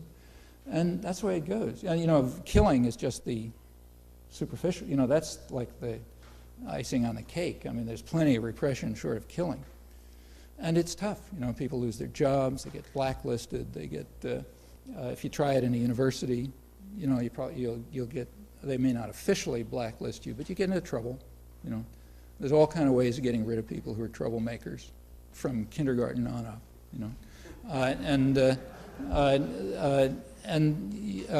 Organizing succeeds when people are willing to face those pressures and overcome them, and it's hard to know what the secret is. Sometimes people do it, you know. I mean, you take a look at places where people you know, for us it's a picnic. What we call repression in most of the world would be called a gift, you know. I mean, go to a place like, say, El Salvador and try to organize there. You know, there it's not a matter of, oh yeah, they don't like you. I mean, you end up in a ditch, cut to pieces with, you know, after torture. That's what it means to organize there. But they still do it. They keep coming back, you know. Tens of thousands slaughtered, and they keep coming back and doing it again. Well, that's organizing. I mean, we don't, you know, we can talk about repression, but we're not talking about anything real by international standards. And the question is whether you want to put out the energy and the effort to do it. I mean, it happens because enough people decide, yeah, they're going to do it. I mean, look, the anti-war movement in the 60s, to take something recent, started that way. I mean, it started, I well remember back around 64 or 63, when I would be giving talks in Unitarian churches, you know, in which there would be 4 people, one of them the organizer, one of them a drunk who had walked off the street, 2 guys who wanted to kill me, you know. And that's the way it was until, but in 1966 in Boston, which is a very liberal city, we couldn't have meetings in churches. A meeting in the Arlington Street Church was attacked in March 1966, some of you will remember, and the whole church was defaced because there was an anti-war meeting going on inside, and there were students coming over, marching over from the universities. Arlington Street Church in downtown Boston. It took a long time before things got going.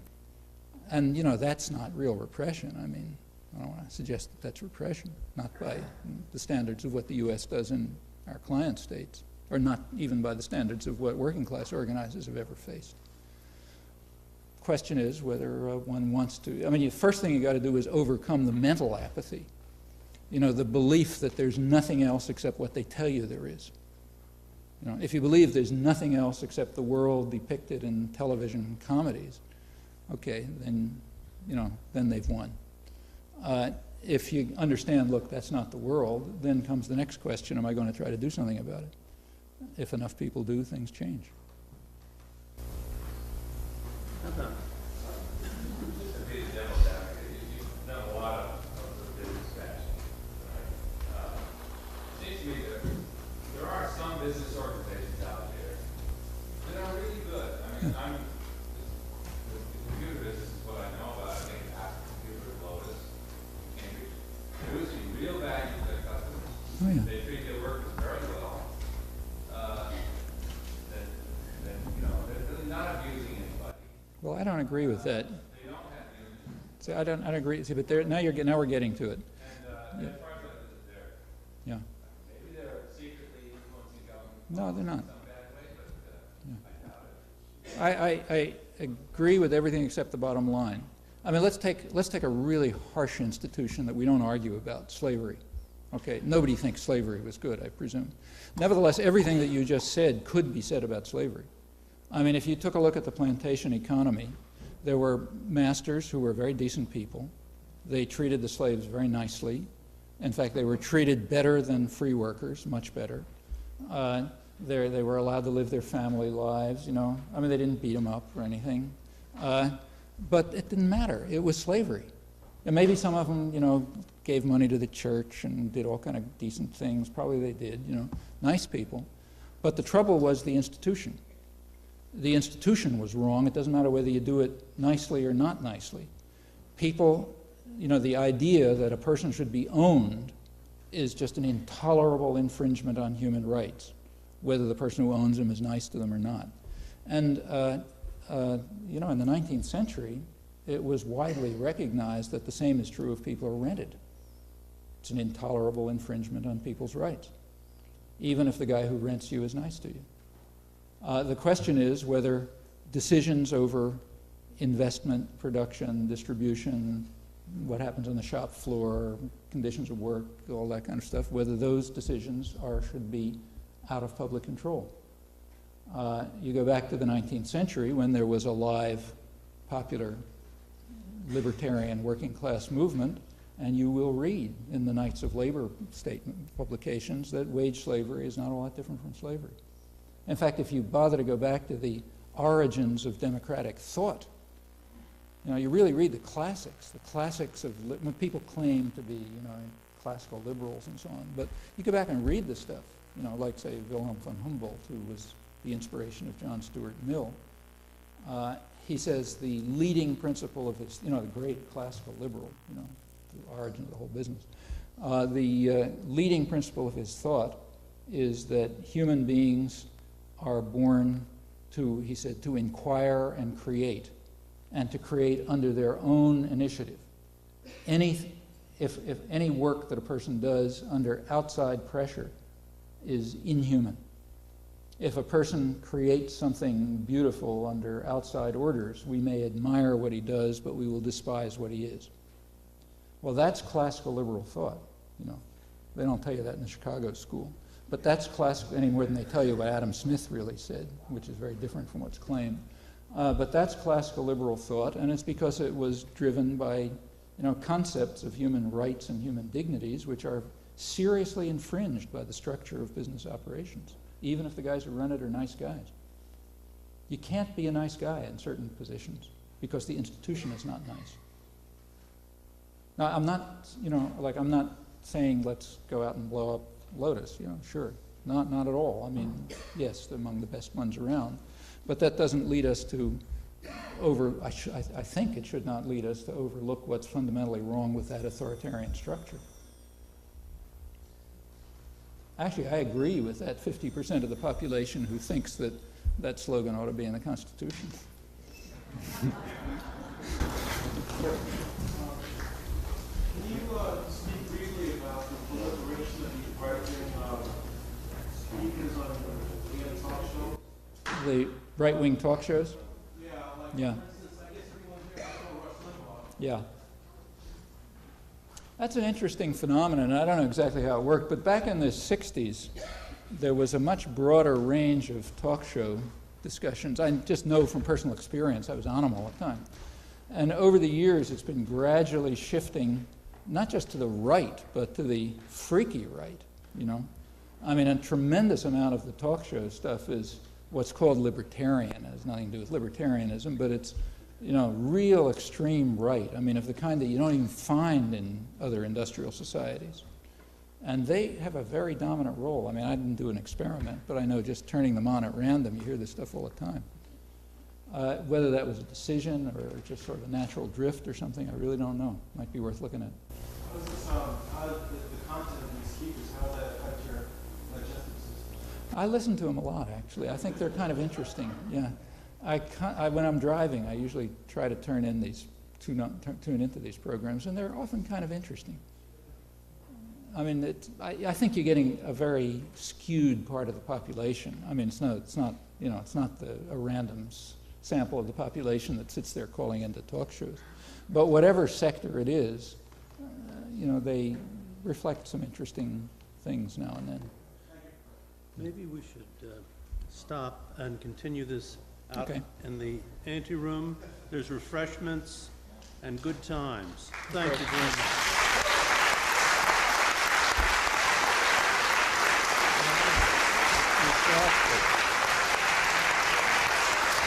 Thank you very much. Very kind of you to do that. Okay, I'll see you, Phil.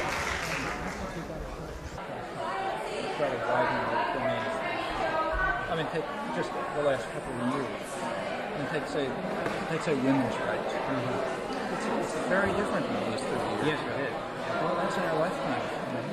The last several decades.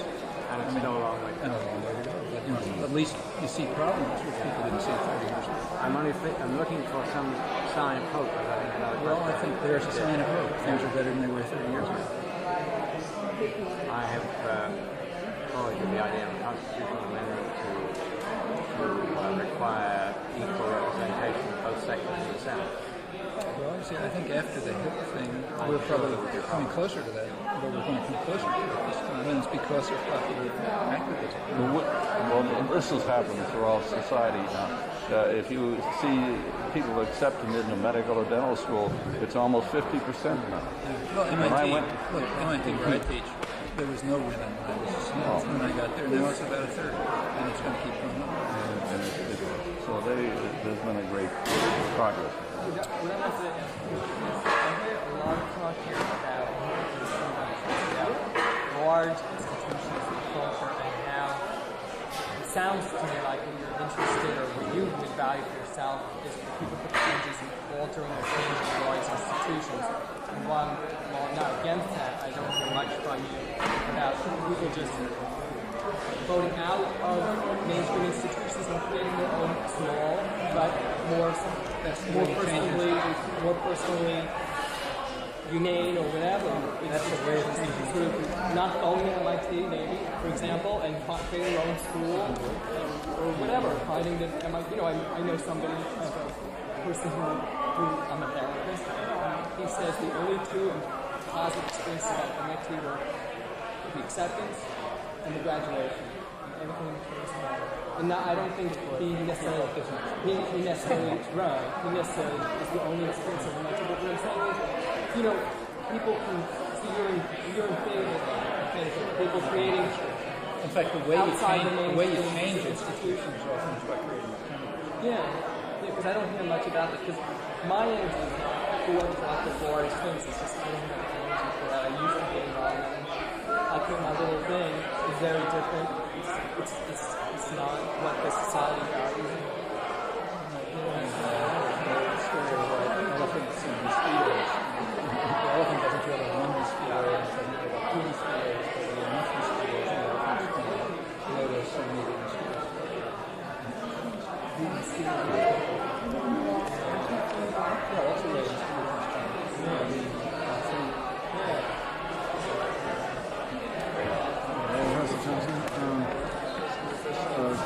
couple of questions I want to ask you.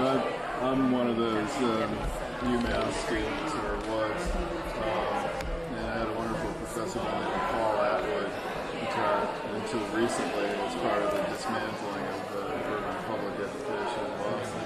He taught at the university, and I guess he's now somewhere at a community college or something. But he had a wonderful course on U.S. intervention in Central America, and that's how I got to know your book on power and ideology, which I enjoyed reading very much. And I had to do a paper for that, and I was quite fascinated by that. I also saw you speak just before the Gulf War broke out over at MIT. It was a lecture you titled The New World Order. And I've noticed that you referred to Kennan a lot. And I always thought it was fascinating in reading the quote that you put in there, because it struck me, all right, here's a man who's very honest in the direct power concept. It's internal.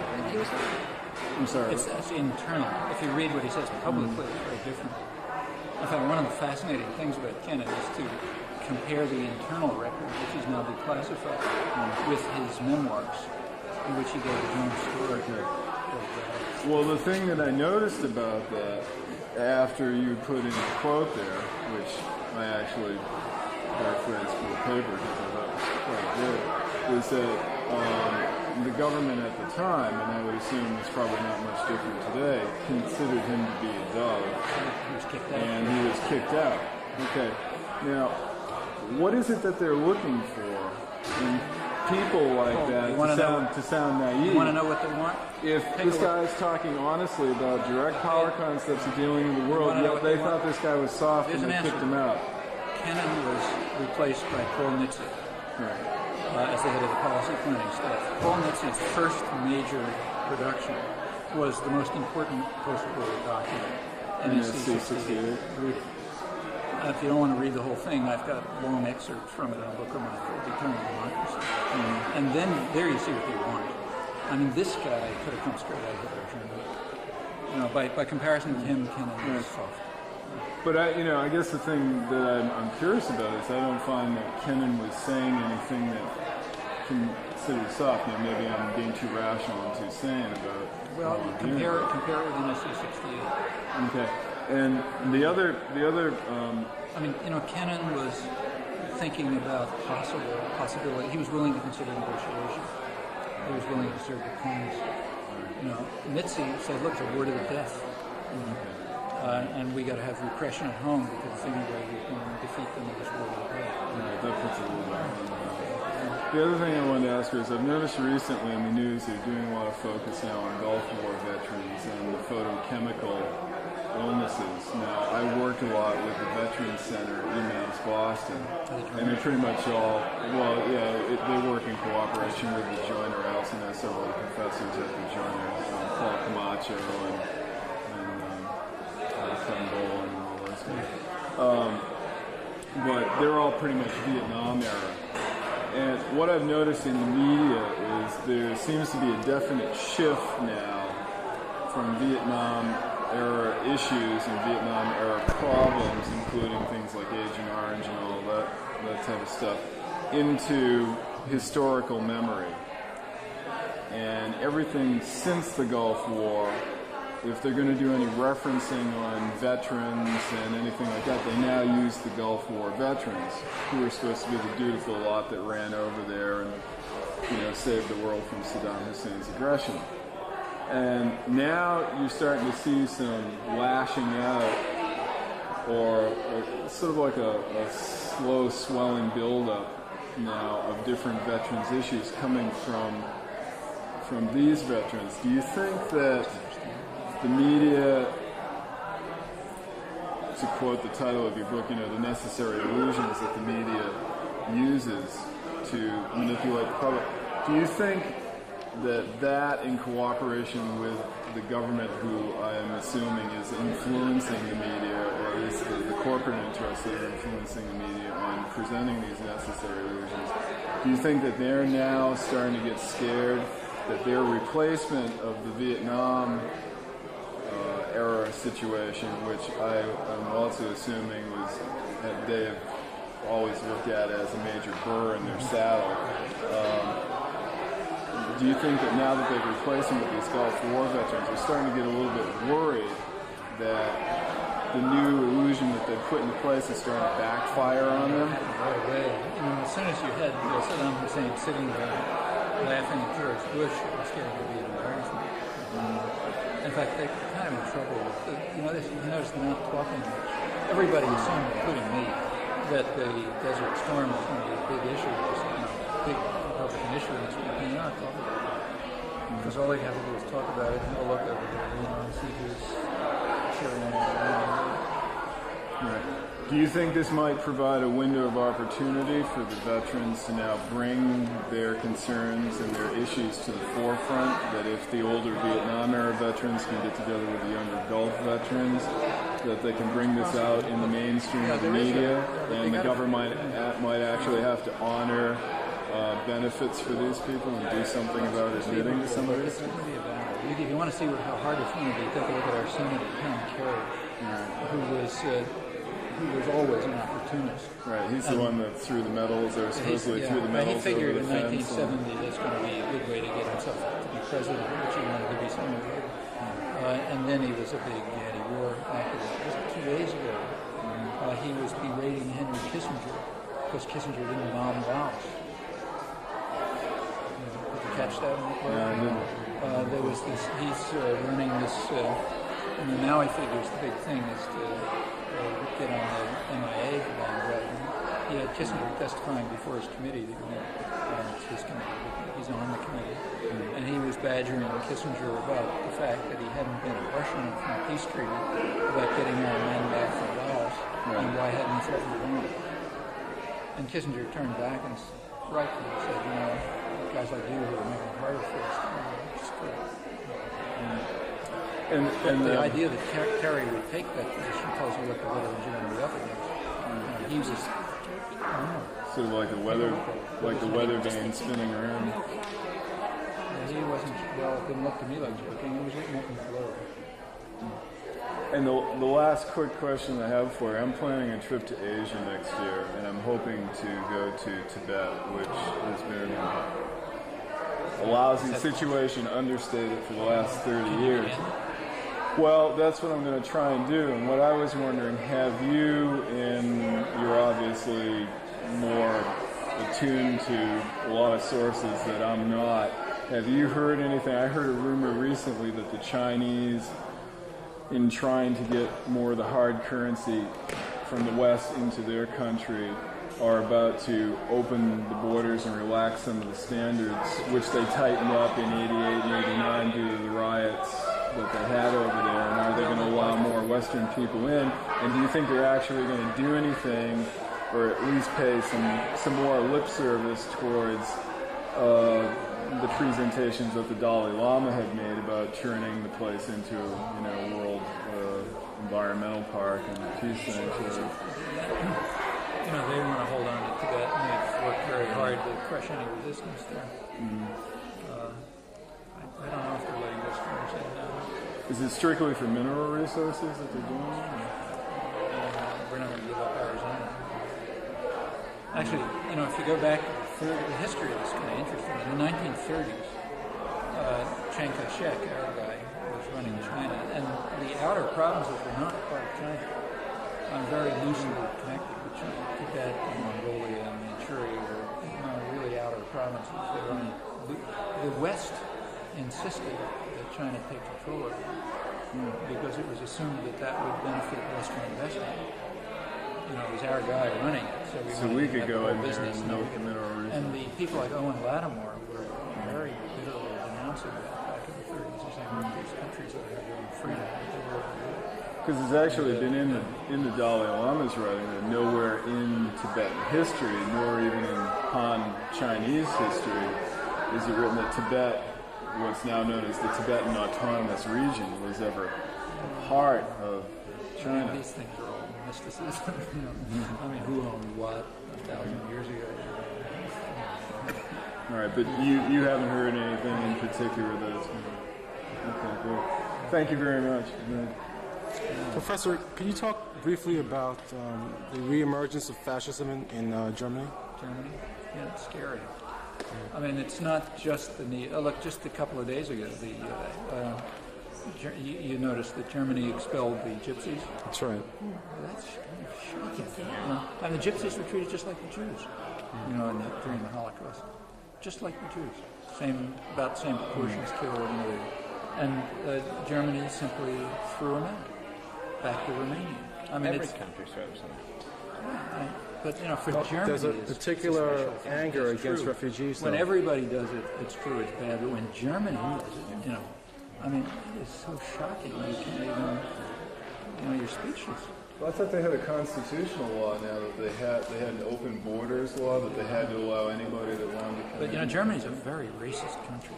That's correct. It's not just it's just unbelievable. They believe in ethnic purity.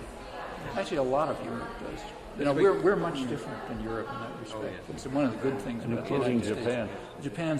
Japan's probably worse. But you travel through Europe. It's not only their racism is we don't want the guy from the next village. Europe people tend to be in the place where their grandfather was, to an extent that's not true here. I happened to be in Germany just before the Berlin Wall fell, and the hatred of East Germans was you could cut with a knife. You can't. At least I can't tell the difference between an East German and a West German. Maybe they can. But the idea that those dirty East Germans are going to come to our country was just Germany as a whole has only been unified for 100 years. Most of Europe has only been unified in what we call nation states now. For that only. Look, until very recently, people didn't even speak the national language. It's probably still true. You go to parts of Germany, they don't speak German. Switzerland still has four languages. But even in Germany, in Bavaria can't understand somebody. Napoleon almost unified Europe.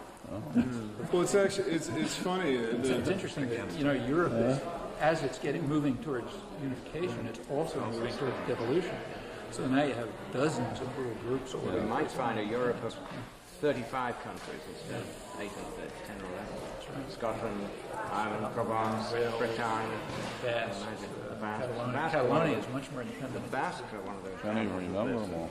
Cut between every, like the Kurds and, come on. I got a son-in-law who's a militant Basque nationalist.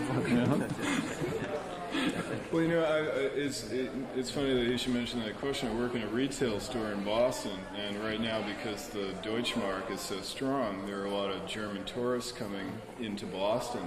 And so seeing all these scenes on TV about the skinheads and the neo-Nazi fascists and what they're doing to the immigrants in Germany, I've been asking these people, what's going on in your country? Why is this happening? They seem to be downplaying it. Now, I don't know if it's a sense of denial or if it's a sense of our media control trying to hype it up for whatever reason they want to hype it up. But they don't seem. In Lexington, suburb of Boston. How often have I been in Dorchester? If I read in the Boston Globe that people are getting murdered every day in Dorchester, for all I know, it could be happening in Tibet. You can live very close to something physically and not live close to it psychologically. And the German tourists who are coming here are not the ones who are smashing up immigrants. Those are the guys down the street. Professor, can you compare that situation to the Republican Party's platform? American Republican Party? The type of fascism you see in both situations. The Republican Party is very interesting in that respect. It's got real fascist streak to it. The way that they are turning to what they call cultural issues, to try to divert people away from the economic issues. And, the rhetoric about social programs and family values and stuff, it's not very far. The stuff that I was reading from Hitler, it's not very far. If I hadn't told you who it was, I'll bet you there were people who thought that came out from Pat Robertson. But it was Adolf Hitler. Hitler. No, I know. Oh, Pat Robertson, one of these guys. The differences are not that great. You read the kind of stuff that's coming out about liberals and women and blacks and, affirmative action. Homosexuals. Homosexuals. It's not very different from what I read. And I think the mechanism is the same. It's a way of trying to mobilize a mass of a population who you're going to strangle and who are really going to suffer.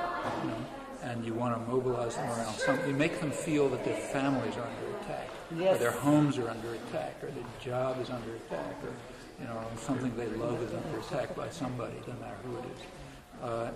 That's a very deeply fascist concept. Thank you, Professor.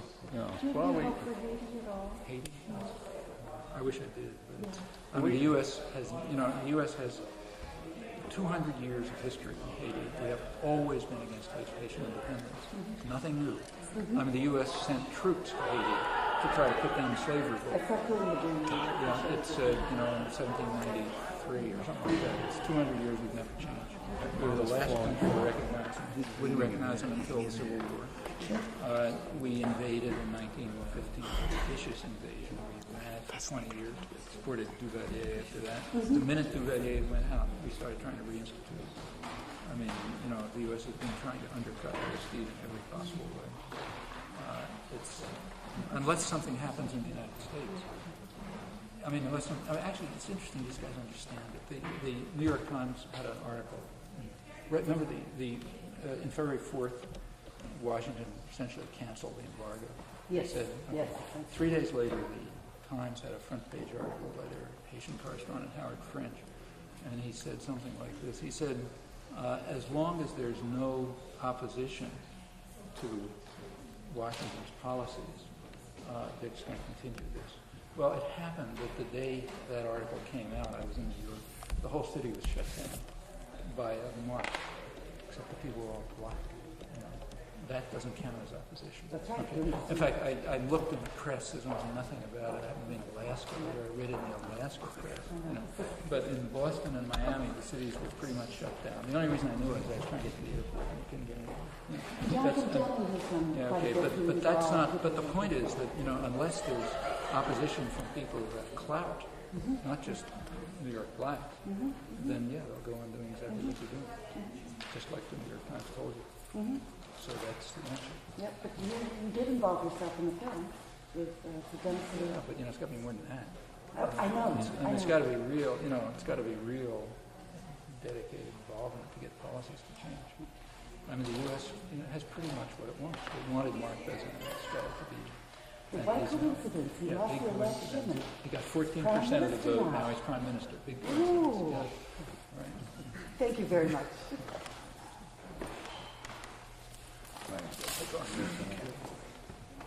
Hi, Professor. Thank you very much. I want to raise.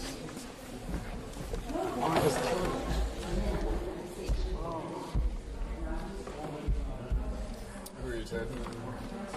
Channel 26.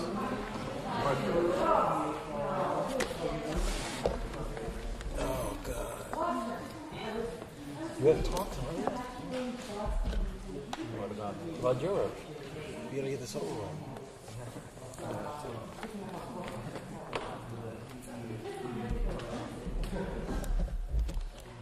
You were mentioning something about the Joyner Center? Yeah. Pretty friendly with several professors. Are any of them working on medical, military issues? Yeah, I mean, they're working, they work on that type of stuff all the time. The present problem for them is that guiding maxim of, in fact, it was the favorite saying of John Jay, the president of the Constitutional Convention, that those who own the country ought to govern it. And that's the way it was supposed to be. And when rebellious farmers around Massachusetts didn't understand that, they had it driven into their heads by force. And that's the way the society was established. It's the way the legal system was established. And it's the way it's been run ever since. Those who own the country are supposed to govern it.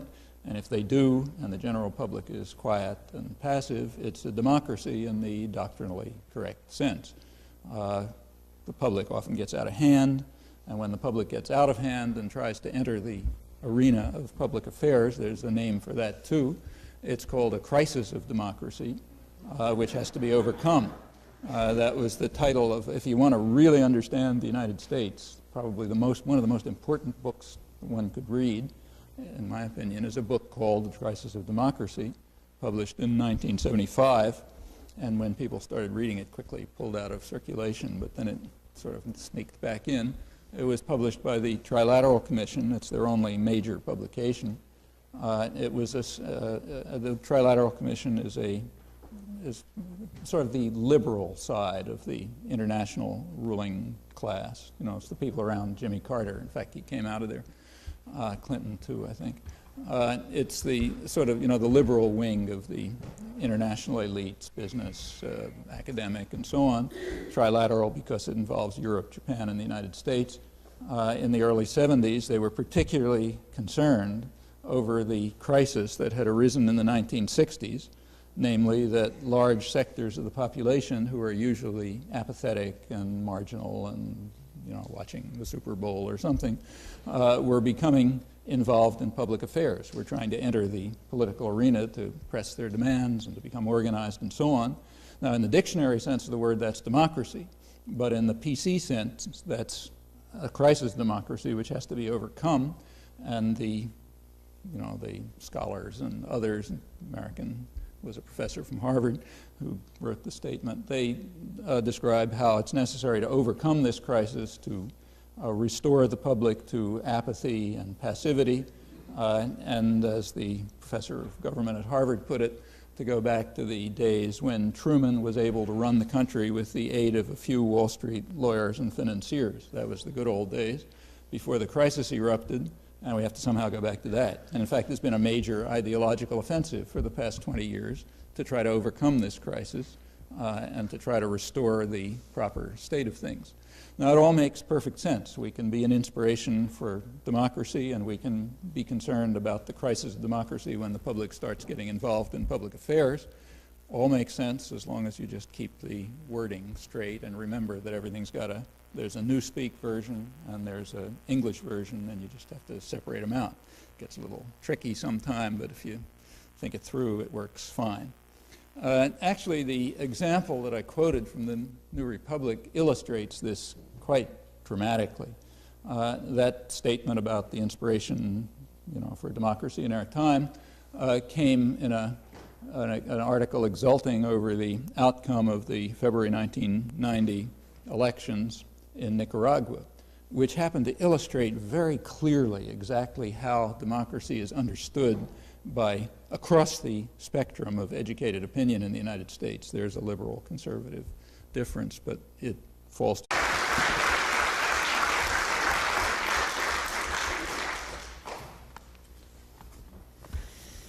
this is my directions as to how to get here. I'll spare you then. It may seem a bit odd or even maybe perverse to use the title Deterring Democracy for a discussion of U.S. policies at home and abroad.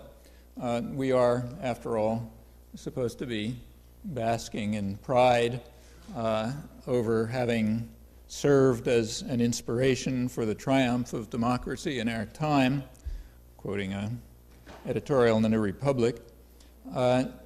Given that, how can it be suggested that the United States actually has a dedicated and persistent commitment to undermine and deter democracy throughout the world, not least at home?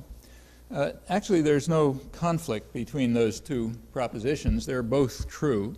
It's true, on the one hand, that we're an inspiration for the triumph of democracy in our time, and it's also true that the U.S. has been dedicated to preventing and undermining democracy. In order to reconcile the apparent conflict, you just have to bear in mind something important and common knowledge about reading anything concerning affairs that matter. The terms of political discourse, including democracy, typically have two meanings. On the one hand, there's the dictionary meaning. On the other hand, there's what we might call the PC meaning, now using the term in its accurate sense, the doctrinally correct meaning, the meaning that's used for purposes of ideological warfare. And those two meanings are often diametrically opposed. So in the case of democracy, there are two meanings. In the dictionary sense of the word, a society is democratic insofar as the general public has the possibility of participating in some meaningful fashion in management of public affairs. A lot of dimensions of that, and insofar as that's true, the society is democratic. In the doctrinally correct sense, a society is democratic insofar as it's under the firm control of business interests linked to U.S. power, and that applies at home as well, and the general public is marginalized. Now, separating out those two meanings, it's perfectly possible to be an inspiration for the triumph of democracy in the world in the doctrinally correct sense, and to be opposed systematically to democracy at home and abroad in the dictionary sense of the word. And in fact, I think that's exactly what we find. There's an ideological system which describes us as democratic ourselves, leading democratic country, fighting for democracy everywhere. There's also a truth that we're opposing democracy at home and abroad. Both are true, just in different senses of democracy. Actually, the term United States also has two meanings, and they have to be separated. On the one hand, the United States can stand for the people who live in this geographical area. On the other hand, it can refer to the rulers, the people who feel entitled to and do, in fact, manage and control the society, and those are just two different groups. And it's been that way ever since the origins of the Republic. It's been founded on that basis. It's well to remember together on important issues like this one.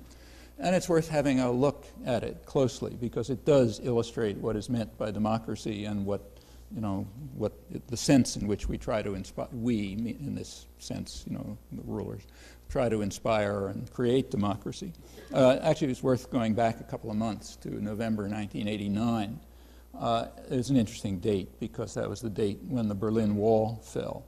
And after that time, unless you're really pretty crazed, you couldn't believe that the Russians are coming. So any pretense that the bad things we do are in reaction to the Russian threat could no longer be upheld. I mean, could never be upheld, but certainly after November 1989, it was hopeless. Everybody except real fanatics, maybe there's some people around who still think they're, kind of trying to mislead us and they're really going to come back at our throats, but people who are moderately sane abandoned the idea that the Cold War was on at that time. It's very interesting then to look at events since November 1989 to see just how much has changed. And if you look, you see nothing's changed, which tells you exactly what the Cold War was, but that's a different topic. In any event, on this topic, on democracy, November 1989 was interesting. There were, November 1889, there were in fact elections in Honduras, which had been under U.S. control at that point for 10 years. And the elections were described by George Bush as an inspiring example of the democratic promise that today is spreading throughout the Americas. So we inspire the world, and Honduras is kind of a little country, so they only inspire the Americas. And in fact, there was an election. There were two candidates. One of them represented large landowners. The other represented big industrialists. They had the identical programs. Therefore, there was a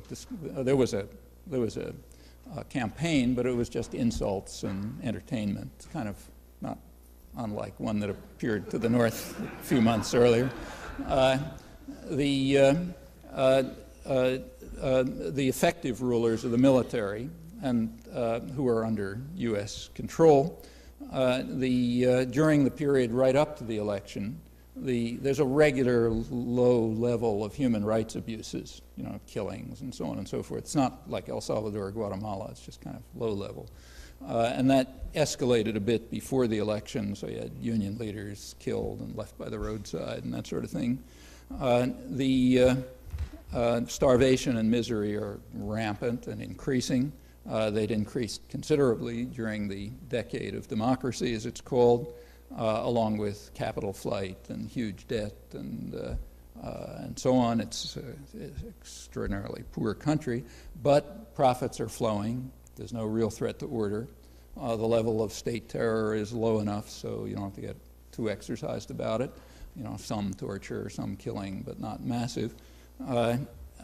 So therefore, it's an inspiring example of democracy. Then we're all happy about it. We've brought democracy to Honduras, and we can be inspired. November 1989, the same month, was the opening of the electoral campaign in Nicaragua. Now, Nicaragua had in fact had elections in 1984, but those elections were not an inspiring example of democracy.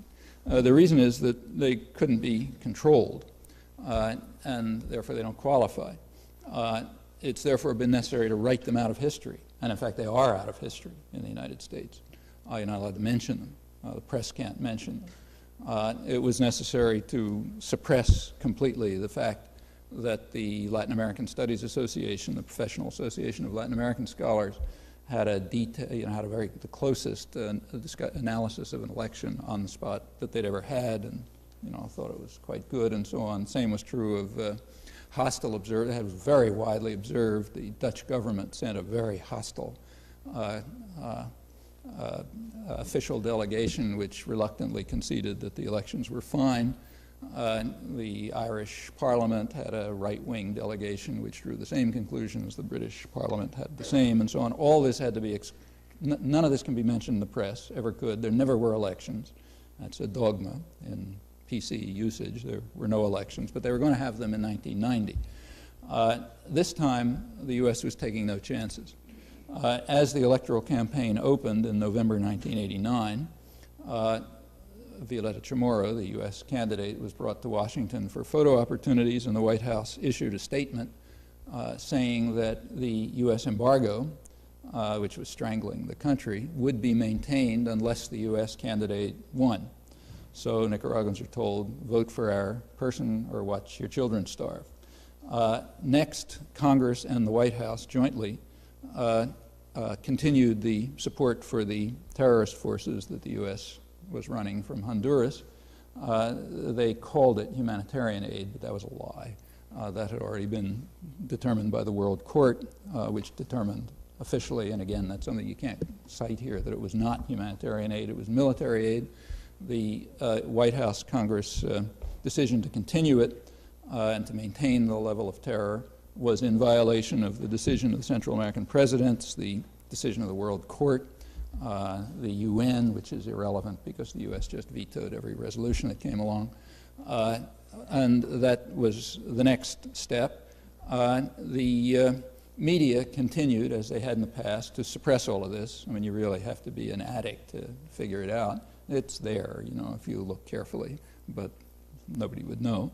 The Nicaraguans were essentially informed that only a vote for the U.S. candidate could end the terror and end the economic strangulation. And in fact, which was of course both illegal, both in fact condemned by the World Court. That was the condition for the election, so the playing field was level, as we put it, and there was an election. And it was kind of interesting to look at the reactions to it north and south of the Rio Grande. Actually, I wrote an article about it if you're interested in the data, but south of the Rio Grande, through Latin America, it was described simply as a victory for George Bush.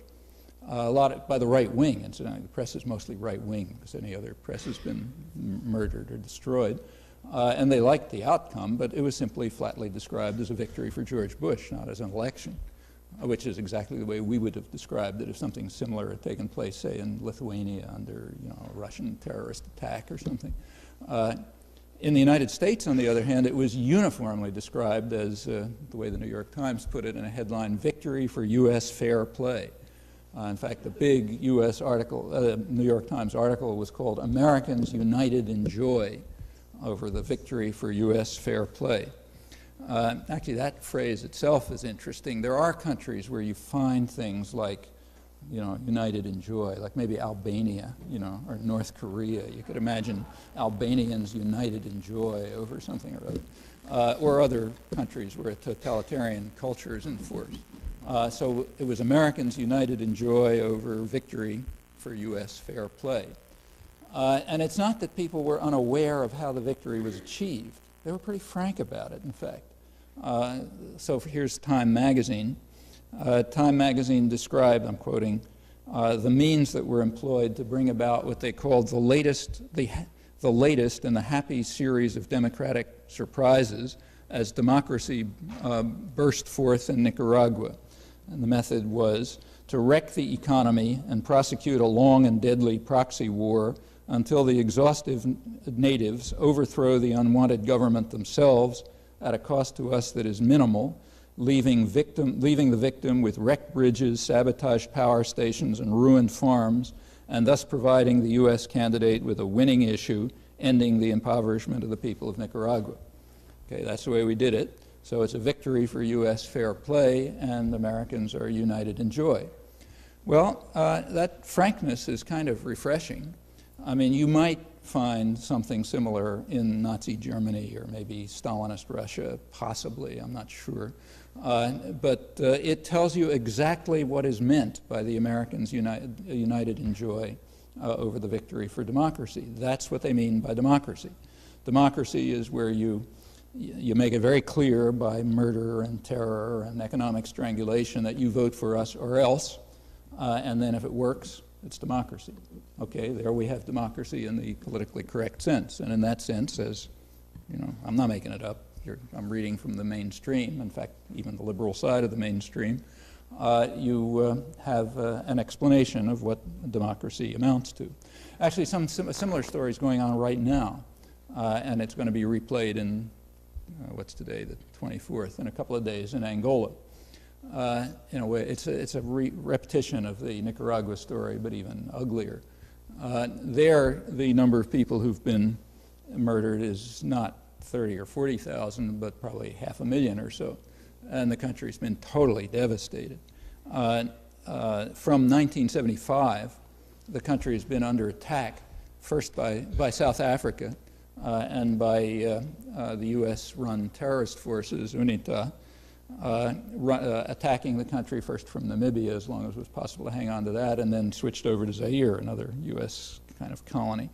The United States is almost alone in the world in refusing to recognize the Angolan government since 1975.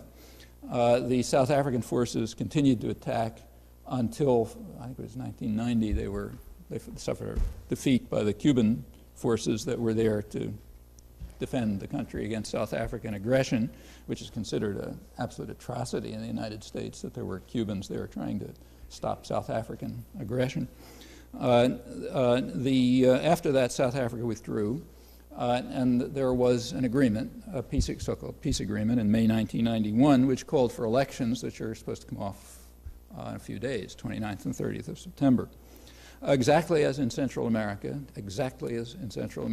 after the peace agreements, the U.S. moved at once to subvert them. It continued to offer support to the UNITA forces, who are vicious terrorists. I mean, there's not much doubt about that. They take credit for shooting down civilian airliners, torture, all sorts of things.